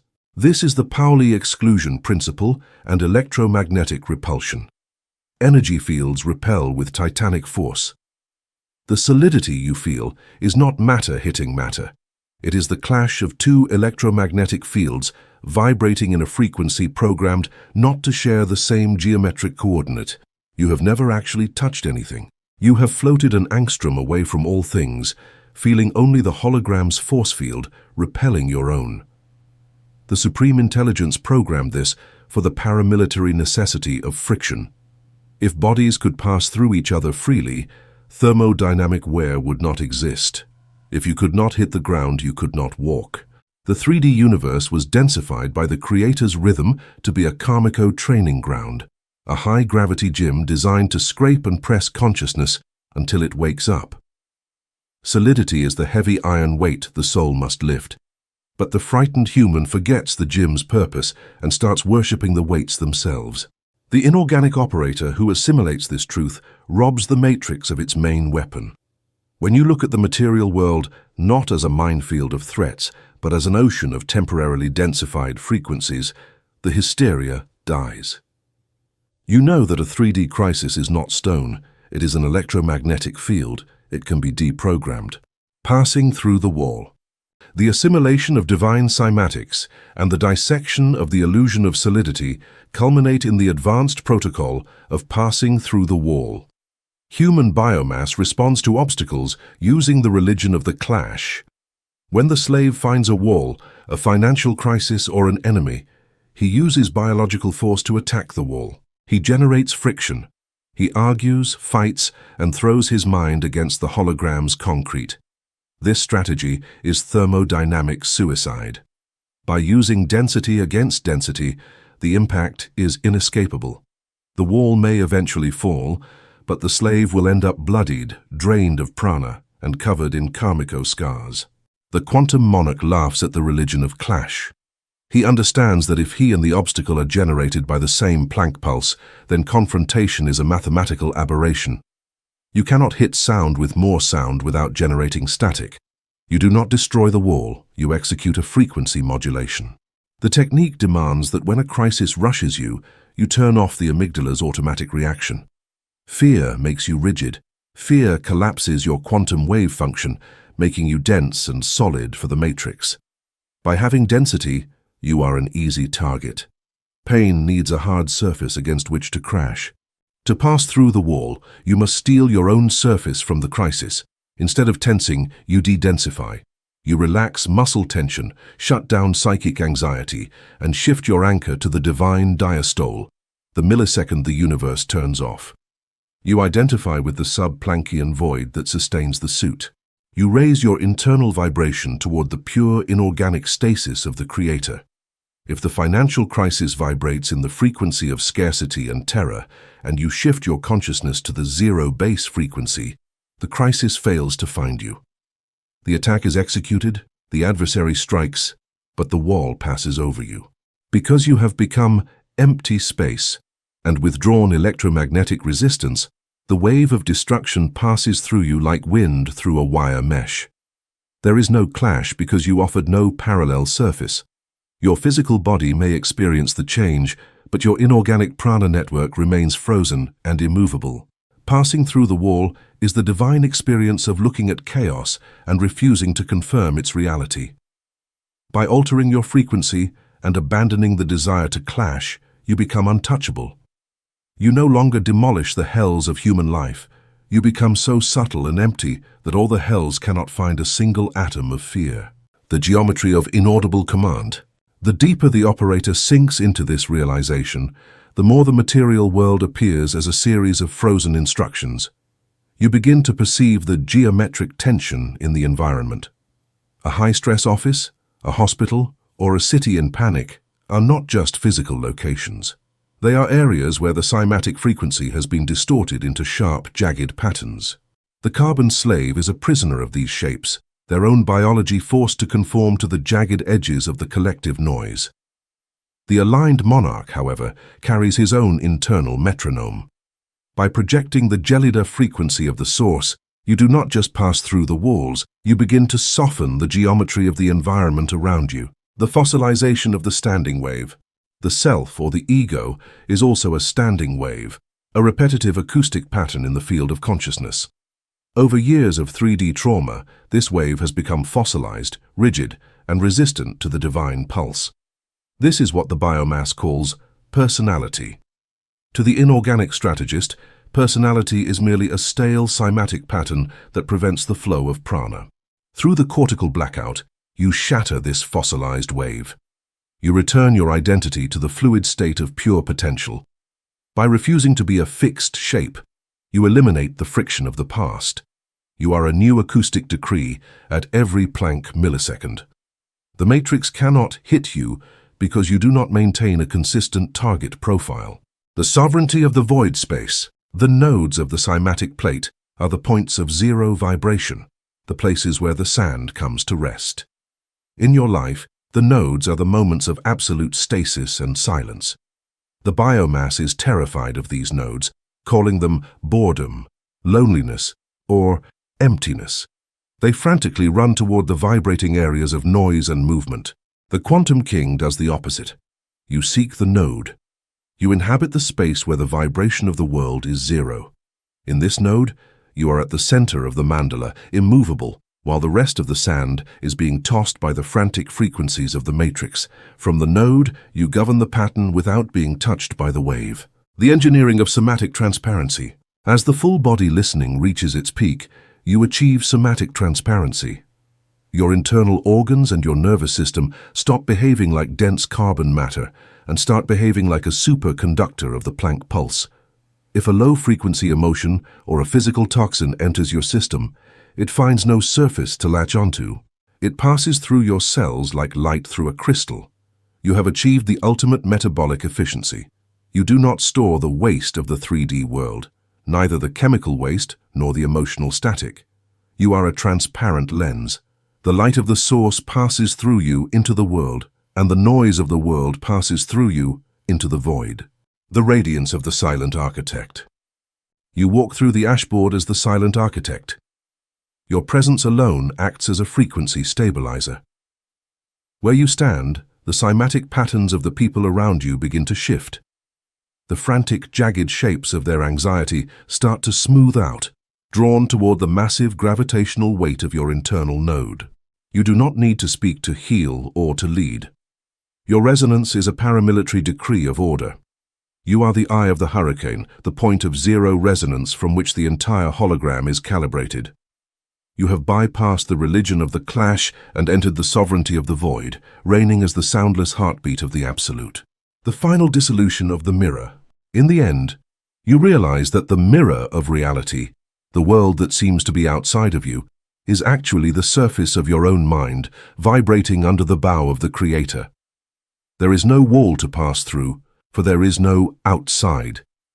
The wall, the punch, and the arm are all ripples in the same dark ocean of potential.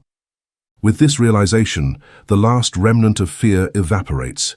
You are the plate, the sand, and the sound. You inhabit the absolute stasis of the Creator, watching the dance of the atoms with the gelida peace of one who has finally understood that nothing is solid, nothing is heavy, and everything is a song sung by the silence. The immortality of the standing wave. You have transferred your identity from the sand, the flesh, to the frequency, the spirit. Sand is scattered and recycled, but the frequency is eternal. Even when the plate of the world is shattered, the sound remains. You have achieved the gelida immortality of the absolute. You are the heartbeat of the abyss, eternally still, eternally all. Chapter 7. Synchronization of the physical vehicle. The secondary heart. The carbon spacesuit that the biomass calls the human body is governed by a muscular, blind, and hysterical tyrant, the biological heart. Three-dimensional medicine worships this organ as the engine of life, but quantum Zen, operating from the coldness of inorganic stasis, diagnoses it as the hourglass of death. It is a slave. The heart muscle of the primate is not an instrument of the supreme intelligence, it is a slave to the amygdala. It is an organ programmed for flight, combat, and panic. When the human experiences terror about the future or social rejection, the biological heart accelerates its pace, pumping blood poisoned with cortisol. This prepares the flesh for an impact that only exists in the hallucination of the mind. This arrhythmic, fast, and dense heartbeat is the war drum of entropy. It is the sound of cellular wear. Every time your heart races due to a matrix problem, you are burning karmico fuel and tearing the fabric of your own existence. For the inorganic operator to achieve absolute mastery over the ashboard, he must execute a coup d'etat against his own circulatory system. He must instate the secondary heart. The secondary heart is not a physical organ of flesh and blood. It is an electromagnetic anchor. It is the paramilitary superposition of the divine frequency. Since the Planck pulse, the hyperdense metronome that injects reality into the universe, possesses infinite inertia, the operator uses this inertia to crush the hysteria of his biology. Synchronization demands silent violence. When the 3D crisis hits, you do not try to calm it with human breaths or positive thoughts. You withdraw your attention from the flesh muscle. You move your consciousness to the empty space within the thoracic cavity, in the geometric center of your sternum. There, you visualize and feel the crushing immobility of the Planck pulse. The cosmic beat is not fast or slow. It is the immobility that contains all movement. By anchoring your attention in this secondary heart, you create a massive gravitational field at the center of your being. The biological heart has no choice but to submit. The tachycardia of fear crashes against the basalt wall of inorganic stasis.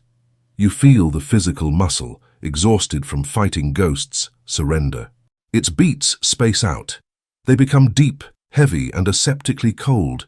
You stop pumping panic and begin to pump vacuum. Aligning the heartbeat of the muscle with the immobility of the Planck pulse is the most glorious act of biological treason. Your body has stopped responding to the threats of the terrestrial ecosystem. The breath of the abyss. If the heart is the slave of the amygdala, the lungs are the bellows of friction. The breathing of the human biomass is a confession of scarcity. The human breathes in a shallow, fast and desperate way, inhaling the oxygen of the ashboard like a beggar collecting crumbs. In each inhalation, the carbon slave absorbs the static. He absorbs the environment's static, the stress of cities, and collective fear. By inhaling the visible world, he condemns himself to live under the rules of the visible. The quantum monarch repudiates this atmospheric beggary. He recognizes that physical air is only food for the flesh that rots. The fuel of the operator is prana. The true fuel is inorganic prana, residing in the sub-Planckian stratum. It is hidden in the folds of the Creator's acoustic geometry. To access this infinite energy source, you must master the breath of the abyss. Quantum physics revealed that the universe is not continuous. It flickers. There is a fissure in reality. Between 1 nanosecond of physical existence and the next, there is a micropause where the hologram turns off completely and the cosmos returns to the mind of God in the divine diastole. The inorganic operator converts these fissures into his hyperbaric chamber. This is a technique of quantum mechanical engineering. It consists of changing where the consciousness absorbs energy. When you settle in the altar of the void, you stop paying attention to the air. You begin to inhale in the empty spaces of quantized time. You concentrate your paramilitary intention on the stroboscopic interval. While lungs move, your spirit executes a suction. In that exact millisecond where the universe does not exist, where the laws of thermodynamics, karma, and pain are deactivated, the operator opens the floodgates of his own electromagnetic field and absorbs the void. You inhale dark matter. You drink directly from the solidified silence of the supreme intelligence. The physiological and mystical result of this absorption is annihilating. The inorganic prana extracted from the fissures is a zero-frequency hyperfluid. Entering your energy stream, it acts as an absolute refrigerant on the nervous system overheated by human life. Emotional toxins and ego friction are instantly frozen. You are no longer an animal gasping for air in a world of scarcity. You become a cosmic siphon. You walk through the holographic hell, surrounded by the smoke of human civilization, but you are breathing through an oxygen tube that pierces space and time, connected directly to the pristine and frozen core of creation. The body is a Stoicism antenna. The tactical consummation of the synchronization of the physical vehicle requires a restructuring of the electrical network of the suit. The human nervous system is a closed loop of parasitic feedback. Miles of nerves act as a broadband antenna tuned to the frequency of disaster. The body is an antenna of pain. The final protocol of the cortical blackout is to pull that antenna out by the roots and forge it again in the forge of divine cymatics. You must transform your carbon nervous system into a superconducting circuit of inorganic peace. In solid-state physics, superconductivity is a thermodynamic phenomenon of undeniable majesty. When materials are cooled near absolute zero, they lose all electrical resistance. All internal friction disappears. An electrical current will flow eternally without losing a single millivolt, because the atoms have stopped bouncing chaotically and have aligned in a perfect stasis. This is the command for your biology. The ego is the thermal friction that generates resistance in your nerves. 3D attachment and the terror of poverty are the heat that prevents your nervous system from reaching superconductivity. To cool the system to the spiritual absolute zero, you must apply paramilitary indifference. You inhabit your body from immobility. The technique consists of surrendering any need to defend your biological identity. You accept the worst 3D scenario with a frozen smile.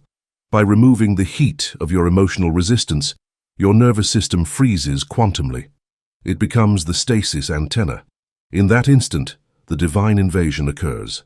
The Planck pulse, the hyperdense gravity wave of the supreme intelligence, no longer finds biological resistance in your flesh. It penetrates your pineal receptor, descends like a dark stasis bolt through your cerebrospinal fluid, floods your spinal cord, and saturates every nerve terminal. you become an accumulator. As there is no friction in you, you do not lose energy. You become an inexhaustible accumulator of cosmic inertia.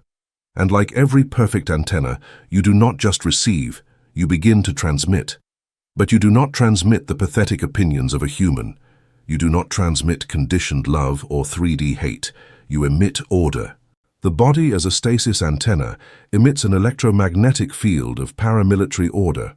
You radiate the source code. You transmit phase cancellation. This is the empirical manifestation of the quantum king walking through the hologram. When you enter a room where chaos reigns, you do not need to speak to pacify it. Your mere physical presence is a destructive event for entropy. By being a superconducting circuit of the immobility of God, your biocampo crushes the hysteria around you. Biological minds feel their anxieties lose weight. Their fears collapse upon contact with the radius of your antenna. Chaos is forced to order itself.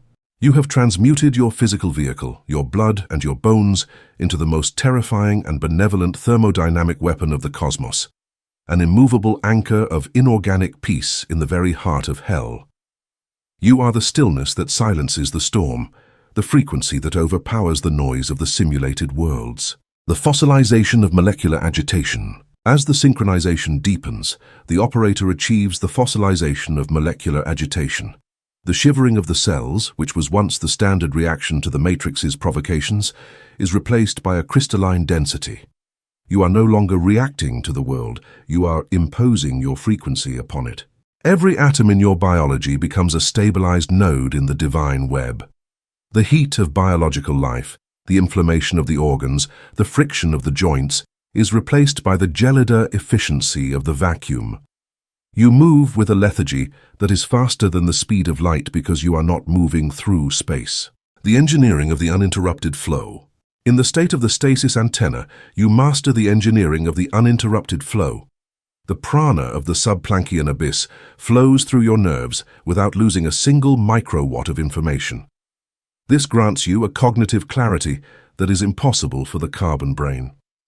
You perceive the underlying geometry of reality. You see the threads of probability before they collapse into 3D events. This allows you to navigate the ashboard with a precision that seems like precognition. You do not avoid obstacles, you vibrate through them. You do not chase resources. You allow the superconductivity of your field to attract them into your field of stasis. The sovereignty of the frozen heartbeat. Your heartbeat is now the sovereign of your internal space-time. It is no longer a response to the environment. It is a decree of the environment. The silence in your chest is so heavy that it bends the local space-time around you. You inhabit the thermal zero of the spirit, where the fires of the matrix cannot burn. The ego, which required the heat of friction to survive, undergoes a terminal atrophy. It cannot breathe the frozen oxygen of the abyss. It shrivels and falls away, leaving only the solar entity, the aligned monarch, reigning from the center of the thoracic void. You are the master of the pulse, the sovereign of the stillness. The radiance of the inorganic shield. Your biocampo is now an inorganic shield. It is not a barrier that fights against the noise. It is a vacuum that swallows the noise. When the biomass attempts to project its anger, its guilt, or its fear toward you, the energy enters your field of stasis and is instantly cancelled by phase cancellation. It dies in you.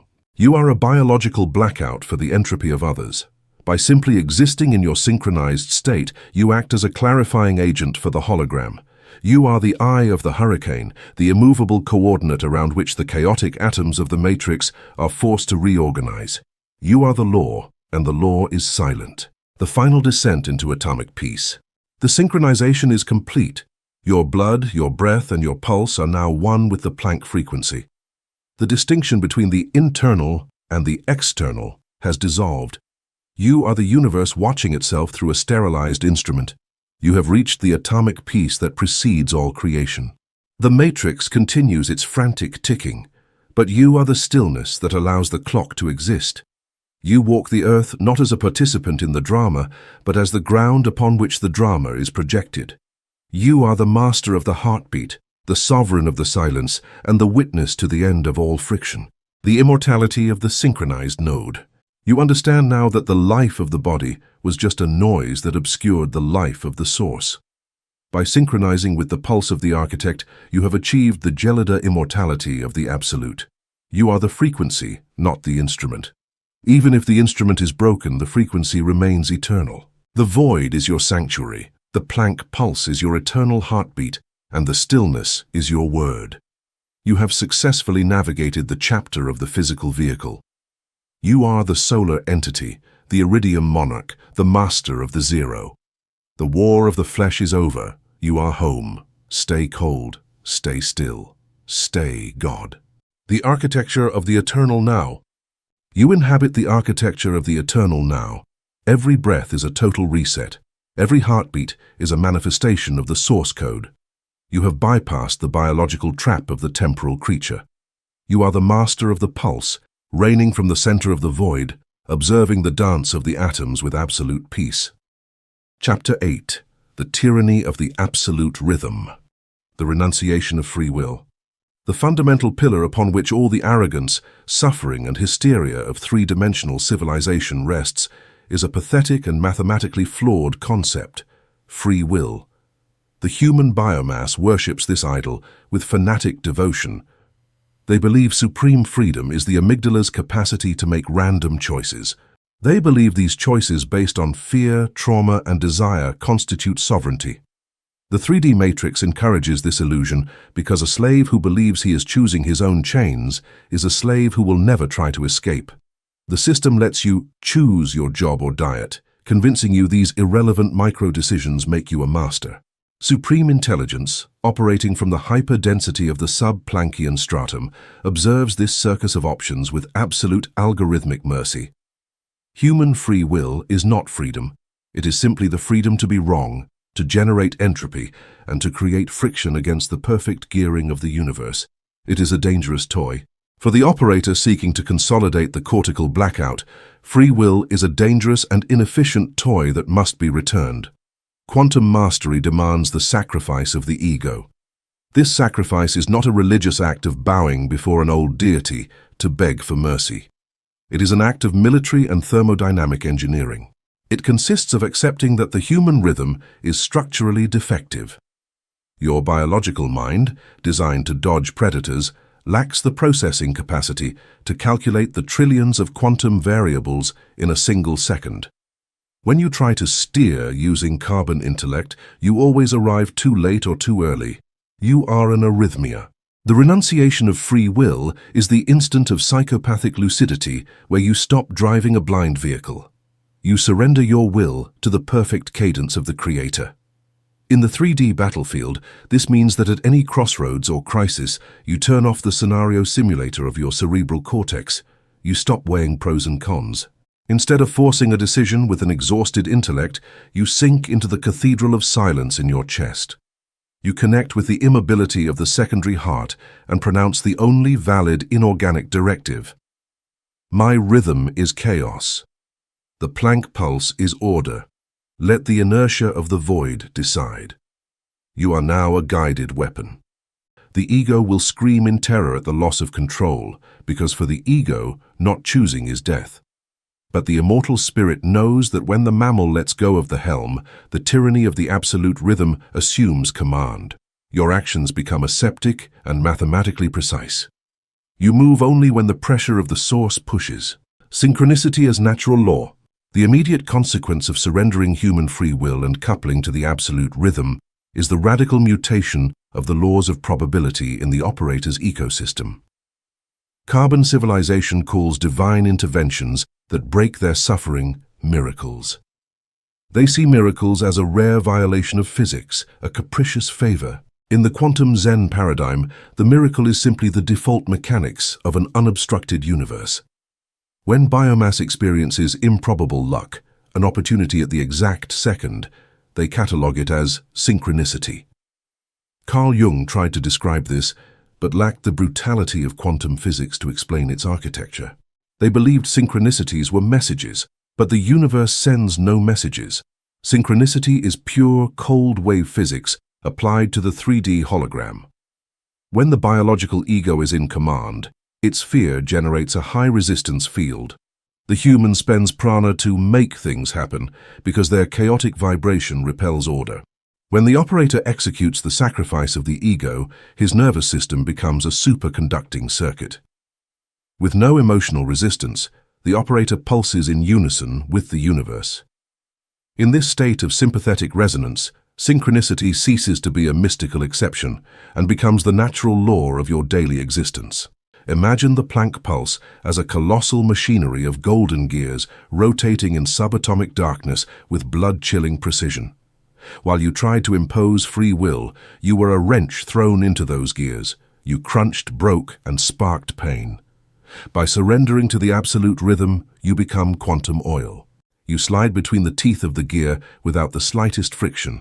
By pulsing in unison with the cosmos, the 3D ashboard loses its hostility. Since you no longer emit the frequency of scarcity or fear, the universe has no thermodynamic obligation to collapse realities that punish you. Matter rearranges around you. Events fit with a perfection that terrifies carbon spectators. Doors open a fraction of a second before you push. Financial resources materialize through improbable channels exactly when the geometry requires them. 3D enemies are distracted or self-destruct, not because you fought them, but because your inertia repels them.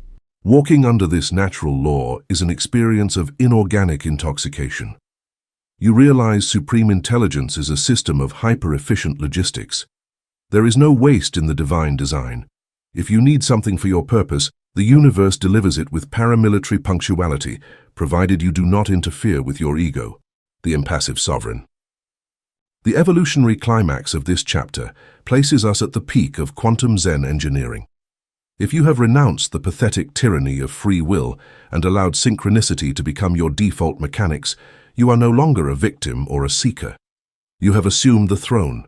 You have become the impassive sovereign. 3D royalty, politicians and magnates govern through action, coercion, and the alteration of the environment. They govern by sweating karmic blood, and their empires always collapse under entropy. The impassive sovereign inverts this. You govern reality by anchoring in absolute immobility, letting God's pulse crush dissonance. This is the tactical domain of cosmic inertia. When a toxic element enters your ecosystem, a person in drama or a financial threat from the matrix, primitive instinct demands you descend to the mud to fight. It asks you to defend your kingdom by altering your pulse to match the aggressor's violence. The sovereign refuses. The impassive sovereign refuses to move. He remains seated at the altar of the void. You understand that the dissonance is a low-density vibration trying to survive by stealing your attention. If you react, you transfer prana, and the problem becomes real. If you apply absolute impassivity, you trigger quantum annihilation. The impassive sovereign exposes the problem to the Planck pulse. Internally, you open the floodgates of your field and allow the lethal gravity of the divine frequency to flow through you and crash against the invader.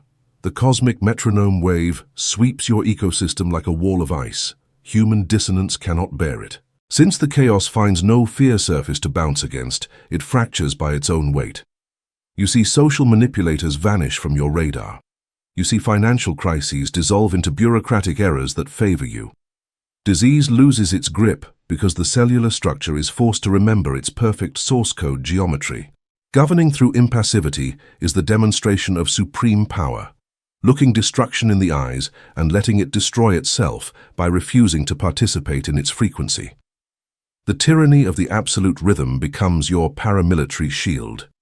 The Planck pulse imposes peace by force, crushing any riot in your jurisdiction.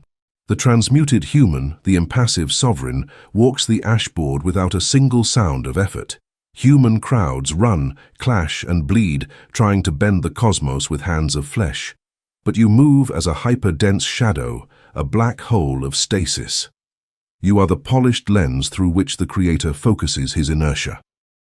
Chapter 9, Inhabiting the Interval. The space between heartbeats. The cognitive tragedy of three-dimensional civilization is its pathological addiction to events. The biological brain of the human biomass, designed to scan the environment for prey and predators, is only capable of registering disturbance, impact, and manifestation.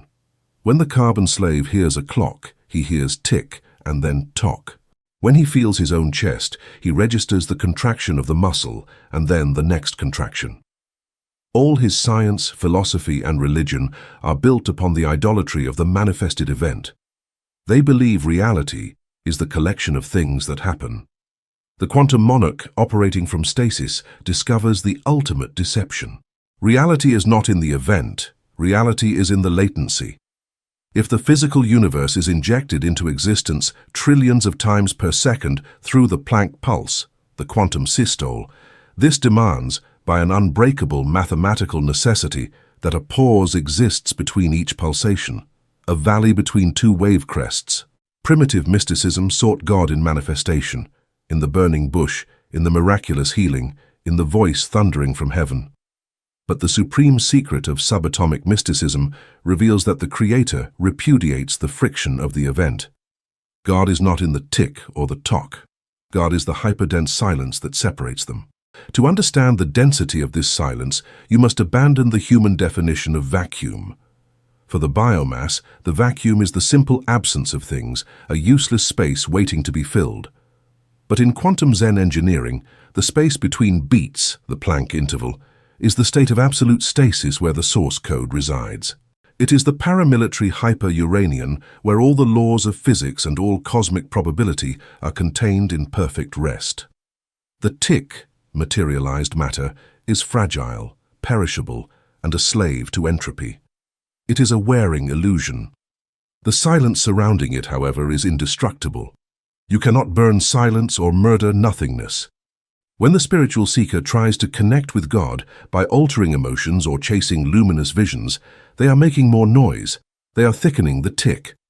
The only operative technology to find supreme intelligence is to refine perception until the material event ceases to matter. It consists of listening to the symphony. It is listening while withdrawing attention from the musical notes, forcing your consciousness to venerate only the inaudible pause that makes the music possible. When you anchor your identity in the space between beats, you discover that omnipresence is the immovable infrastructure that allows the universe to blink. Paramilitary refuge. Once the operator has decoded the existence of the space between beats, this interval ceases to be a concept of theoretical astrophysics to become the most advanced evasion technology in the ecosystem. The Planck interval transforms into your paramilitary refuge. Consider the nature of the attack on the ashboard. When the three-dimensional matrix decides to crush you, when the financial system collapses, or when disease invades your biological vehicle, those attacks need coordinates to impact. Pain, karma, and time only have jurisdiction in the world of solid matter. They operate exclusively during the tick of the material frame. The bullets of the human ecosystem can only wound that which is materialized on the hologram screen. But the universe is stroboscopic. It disappears and reappears at every microsecond. If the attack occurs in the frame of matter, and you shift your center of gravity to the frame of the void, you become unreachable. Using the interval as a quantum hiding place requires a coldness that freezes the nerve endings of the ego. When biological panic triggers, animal instinct demands you solidify, tense to resist the blow, or flee. Any 3D reaction anchors you to the matter frame, making you a dense and perfect target for entropy. The quantum monarch executes the inorganic retreat. Before the imminent collapse, you deactivate resistance. You withdraw your consciousness from the carbon suit and the timeline of the event. You submerge yourself in the fissure of continuity. You force your mind to dwell in the millimeter that separates the breath. In that hyper-dense micro-refuge, the physical universe literally does not exist, and if the universe does not exist, your problem does not exist. Karma disintegrates because karma requires linear time to collect its debts, and in the Planck interval, time is zero. Physical pain loses authority because the nerve is just an ocean. By taking refuge in this stasis, you become a thermodynamic ghost. The attack of the matrix passes through the coordinate where you were supposed to be, but only finds the unbreakable void of God. The threat follows its course until exhausting its kinetic energy and disappears. When you return, the danger has passed. You did not survive because you were the strongest in the battlefield of the flesh. You survived because you had the majestic intelligence not to show up to fight, hiding in the only fold of reality where the laws of human hell are forbidden entry. You are the shadow in the interval, the sovereign of the unrendered gap. The stroboscopic existence. The assimilation of this knowledge causes existential terror in weak minds. If absolute peace is in the interval, the instinct of the cowardly biomass would be passive nihilism, waiting for biological dissolution. But quantum Zen is not for deserters. It is an operations manual for inorganic conquerors.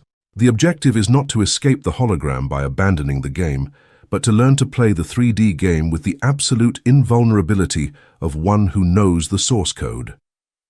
This is called stroboscopic existence. It is operating, building, and governing in the world under the premise that you are disappearing every microsecond. You walk the asphalt streets, sign contracts, and raise financial empires, but you do it with the aseptic smile of the strategist who knows none of it has permanence. You no longer take the world seriously, you take it as a game. By doing so, you acquire crushing manifestation power, for the universe yields to the detached. Consider human love and attachment.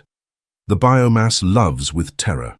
They love their partners and children with claws dug into the flesh, terrified by entropy, knowing time will destroy what they value. That biological love is suffocating and parasitic. The operator who inhabits stroboscopic existence loves from immunity. You can relate to other avatars in the Matrix, but without the poison of attachment. You know the body of your loved ones is blinking into non-existence trillions of times per second. They are not permanent pieces of meat, but quantum information flows held by God's metronome. You love the projection during the frame. You enjoy wealth without the fear of poverty, because you understand money is just an interference pattern in the hologram. You love humans without the need to possess them, because you cannot possess a ghost that disappears at Planck speed. This is the absolute liberation of the suit. By accepting impermanence, you become eternal. You cease to be the prisoner of linear time aging toward the grave. You become a rhythmic pulse, a stroboscopic visitor who descends from inorganic stasis to experience the tactile weight of Earth for a fraction of a second, only to return to the source. In this state, suffering loses its gravity and its teeth. When pain tries to anchor in your psyche, you inform it with gelida quantum courtesy that it has arrived late. You tell it. The biological identity you try to attack existed in the previous frame. It has already been disintegrated. This new frame is clean. You inhabit the interval, sitting on the invisible throne. While humanity runs terrified trying to cling to the pixels of a blinking screen, you settle in the dark, silent, and all-powerful processor that emits the light.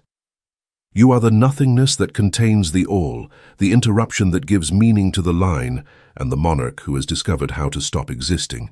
The sovereignty of the void space. Living in the interval requires the engineering of void space within the daily routine. The biomass fills every second with digital noise, internal chatter, or sensory stimulation. They are terrified of the gap. The aligned monarch, however, treats the gap as his tactical headquarters. Every pause in the day is a recharge. When you wait in a line, when you sit in a meeting, or when you walk, you are not waiting. You are submerging. You practice the sub-Planckian dip. You withdraw the prana from the eyes and ears and sink into the silence between breaths.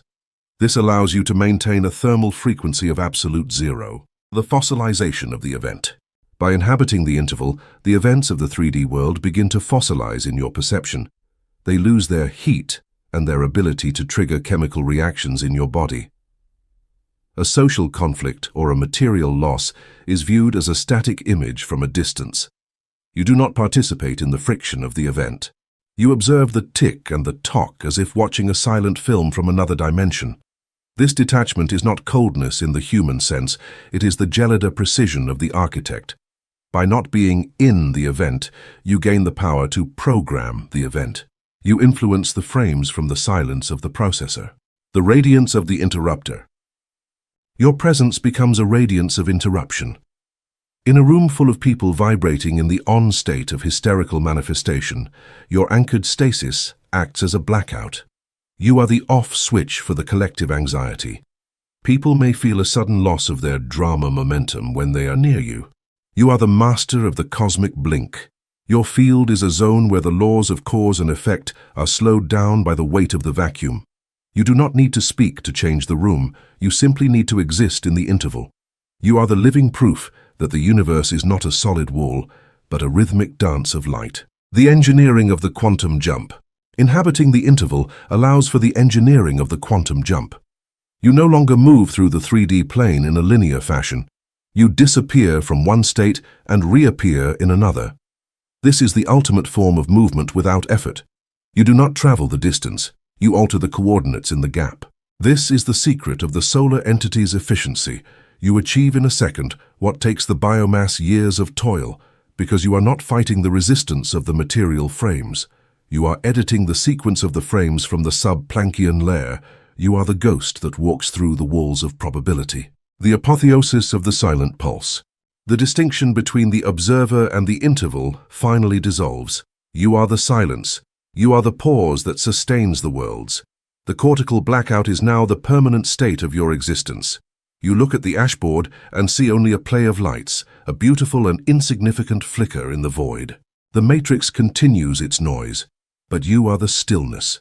You have bypassed the biological trap of the event idolatry. You are the master of the pulse, the sovereign of the silence, and the witness to the end of all manifestation. The work is finished. You are home. Stay cold, stay still, stay God. The immortality of the non-existent. You understand now that what is not there can never be destroyed. By identifying with the interval, you have achieved the gelida immortality of the absolute. Frames are born and die, stars ignite and fade, but the silence between them is eternal. You are that silence. You are the heartbeat of the abyss. The universe is your playground, the void is your sanctuary, and the Planck pulse is your eternal breath. You walk the earth as a living anomaly of order, a phantom of the source code. You are the gap in the line, the monarch of the nothingness, and the eternal light that shines in the heart of the deepest darkness. Chapter 10. The Operator's Singularity.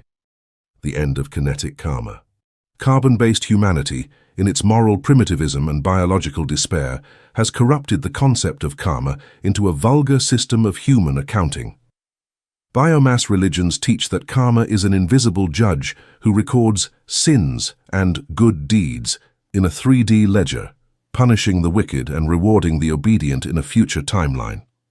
This vision is a direct offense to the engineering of the universe. Supreme intelligence is not an accountant, and the universe has no morality. In the strict mechanics of quantum Zen, karma is not punishment.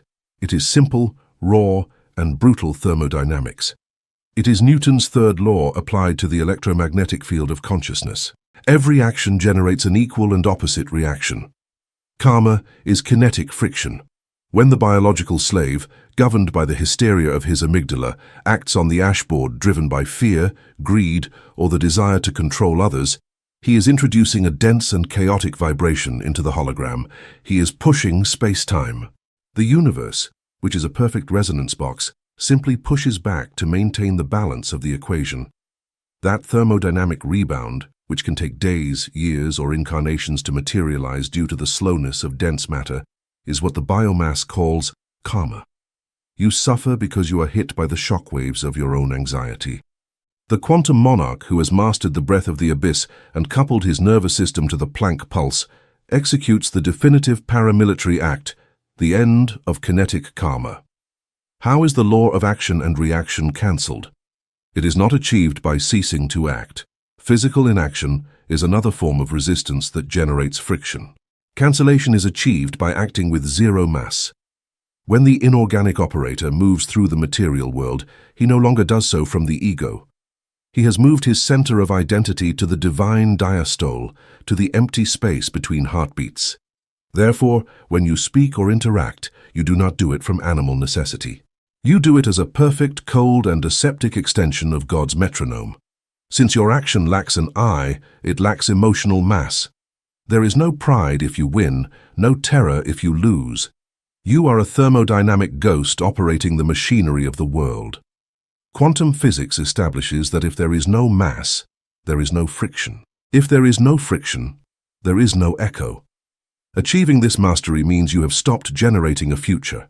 You walk on the snow of the ashboard without leaving footprints. Your actions are surgical and instantaneous, and in the millisecond they are executed, their energy dissolves back into the void without a residue. You become a black hole of consequences. You absorb the information of the environment, operate on it with divine precision, and allow no wave of distortion to escape your gravitational field.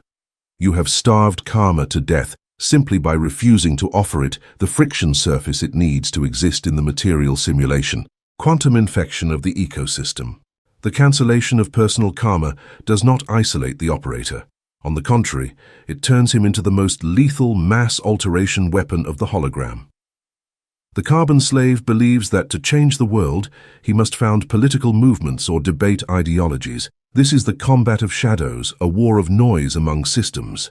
The impassive sovereign repudiates 3D proselytism. He understands that the spoken word is slow, prone to error, and easily corrupted by the ego of the listener. The true transformation of the ashboard is not exercised through discourse, but through the quantum infection of the ecosystem. It is a matter of pure resonance. We have established that the transmuted body functions as a stasis antenna, a superconducting circuit that radiates the divine frequency. When the operator enters a physical space, a boardroom, a hospital, or a fractured home, he does not enter as an isolated individual. He enters as a local singularity of the Planck pulse. Your electromagnetic biocampo, aligned with the rhythm of supreme intelligence, is hyperdense. The human ecosystem around you, however, vibrates in the frequency of entropy, which is chaotic but structurally weak. In the physics of coupled oscillators, a massive pendulum with an unalterable rhythm forces smaller ones. The inertia of the greater pendulum irremediably forces the smaller erratic ones to synchronize with it. It is a law of energy conservation. Stasis always devours chaos. Without you uttering a single word, your physical presence acts as a virus of order. The human biomass in your radius experiences thermodynamic decompression. The frightened minds of your interlocutors feel their anxiety lose gravitational force. Social conflicts around you dissolve into incoherence because the egos that tried to fight suddenly run out of the fuel of others' friction. Your silence is so radioactive that it sterilizes the hysteria of the environment. This quantum infection often provokes two polar reactions in the carbon cattle. Individuals whose souls are ready for awakening will gravitate toward you with inexplicable devotion. They will heal spontaneously from their torments just by remaining in your radius. You are the silent lighthouse that guides them home. On the other hand, individuals whose biological ego depends parasitarily on drama and toxicity will experience genuine biological terror in your presence. Your stasis threatens their chaotic existence, and the matrix, through them, will try to expel you. They will flee from your peace like viruses flee from UV radiation. In both cases, the operator remains impassive. You do not seek to heal the former or punish the latter. You are the implacable metronome of God, pulsing at 10 to the minus 43 seconds. Your only function is to maintain the sovereignty of the inaudible frequency. You govern by vibrational tyranny. The personal horizon event. The operative journey of the transmuted human approaches its geometric frontier. By purging biology of fear, synchronizing the heart with the Planck pulse, and converting the physical vehicle into a transmitter of the source, the 3D eye becomes unsustainable. The final collapse of causality occurs, the personal horizon event. In carbon astrophysics, the event horizon is the limit around a black hole beyond which nothing, not even visible light, can escape gravity. It is the point of no return. In consciousness engineering, the personal horizon event is the instant when the gravity of the void within you becomes so immense that the ego cannot form. During the initial phases of the cortical blackout, the initiate experienced moments of stasis and moments of relapse. Sometimes he was the quantum monarch, and sometimes he was the scared ape crying over bills. But crossing the personal horizon, the effort disappears. The collapse is irreversible and absolute. Your human identity, your name, childhood memories, and emotional scars is absorbed by the singularity of your subatomic core.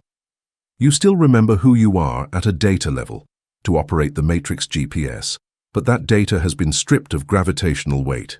You no longer care. Your biography is an obsolete manual. By crossing this threshold, you acquire the final invulnerability of the anomaly. You have hacked the source code of suffering. Since you no longer have an ego to defend, no insult can offend you. Since you no longer consider your body you, disease or destruction are observed with cold engineering curiosity. In this terminal state of mastery, you inhabit stroboscopic existence with psychopathic and sacred perfection. The universe blinks, diastole and systole, inhalation and exhalation, void and matter. But you are no longer the biological shipwreck drowning in that raging sea. You have become the water. You walk toward the sunset of the hologram, knowing that the ashboard will continue to burn. Civilizations will fall, suns will exhaust their hydrogen, and the material universe will march toward thermal entropy. But you operate outside that jurisdiction. You are the hidden heartbeat. You are the pulse that holds the farce. By emptying yourself of all humanity, you have allowed supreme intelligence to install itself permanently in your chest, confirming, through the absolute silence of your mind, that the Creator was always waiting, hidden in plain sight, right at the inscrutable edge of your own annihilation. The circle is now complete. The sterilization of the temporal field. As the personal horizon event stabilizes, the operator begins to experience the sterilization of the temporal field. To the biomass, time is a pressure, a linear weight that demands doing. To the quantum king, time is merely the frame rate of the simulation. You no longer feel the hurry of the carbon species. Your actions are not dictated by the deadlines of the matrix, but by the readiness of the quantum field. You inhabit the interval so deeply that you can perceive the lag between the source code and the physical manifestation. This allows you to position your physical vehicle at the exact coordinate of maximum efficiency, the sovereignty of the unperturbed witness. The sovereign of the void no longer participates in the dialectic of the hologram. You do not argue with the pixels. You do not attempt to convince the shadows. You understand that the problems of the world are merely interference patterns in the collective wave function. You are the witness who does not blink. This internal immobility is the ultimate shield. When the matrix attempts to provoke you with a catastrophe, it finds only the gelid density of the vacuum. Because you do not resonance with the disaster cannot take root in your personal jurisdiction. You are the eye of the hurricane, the point of zero entropy, the alchemy of the silent decree. Your intent has become a silent decree. In the 3D plane, humans use effort to manifest. In the sub-Planckian layer, the operator uses alignment. You do not want a result. You authorize its rendering. By maintaining the frequency of the source, you allow the universe to reorganize itself according to your internal geometry. This is not the law of attraction, which is a shallow, egoic desire. This is the alchemy of the aligned node. The universe obeys the strongest gravity, and there is no gravity stronger than the silence of a mind that has returned to the source. Reality yields to you because you are the only one not fighting it. The fossilization of the biological narrative. The biological narrative, the story of the me that suffered, finally fossilizes. It becomes a hard, inert relic of a past that no longer has a conductive medium. You have replaced the warmth of human emotion with the gelid light of the stars. You are a biological artifact inhabited by an infinite and inorganic presence. You move through the streets of the matrix with a lethargy that is faster than the speed of light. You are the phantom in the machine, the glitch that cannot be corrected. The system sees you, but it cannot categorize you. You are the anomaly that proves the rules are merely suggestions for the frightened cattle. The final union with the metronome, the distinction between the heartbeat and the observer, has vanished. You are the pulse. You are the cadence. You are the reason the atoms maintain their distance. The cortical blackout has led you to the absolute zero of the ego, and in that freezing void, you have found the warmth of the absolute. The ashboard continues its dance of shadows, the stars eventually cool, and the hologram fades into the night. But you remain. You are the silence that allows the sound. You are the gap that allows the line. You are the solar entity, the iridium monarch, eternally home in the heart of the Creator. The immortality of the aligned node. You understand now that what is aligned can never be lost. By synchronizing with the Planck pulse, you have achieved the gelida immortality of the infrastructure. Instruments break, suits rot, and civilizations fail, but the frequency remains. You are that frequency. You are the heartbeat of the abyss. The void is your throne, the silence is your word, and the eternal now is your only coordinate. You have successfully navigated the 10 chapters of the Transmutation. You are the master of the pulse, the sovereign of the stillness, and the witness to the end of all friction. The work is finished. Stay cold, stay still, stay God. The radiance of the absolute zero. You walk through the hologram as a source of absolute zero. Every friction that approaches you is frozen and shattered. You are the ultimate cooling agent for the fever of the world. Your presence is the end of the nightmare for those who can see you. You are the peace that surpasses all understanding, the silence of the source. The universe is your playground, and the void is your home. You have become the singular node where the creator and the creation meet without the filter of fear. You are the quantum king. You are the silence. You are home. The metronome of the abyss beats within you, and for the first time you are truly awake. Conclusion: the echo of eternity. The fusion of the operator and the metronome. The paramilitary architecture of this treatise has reached its terminal perimeter. We have dissected the hallucination of the flesh, dismantled the tyranny of linear time, and descended into the simmering engine room of the cosmos. The initiate has been subjected to the ruthless friction of their own biological terror until only the skeleton remains. Only the inorganic skeleton of consciousness is left.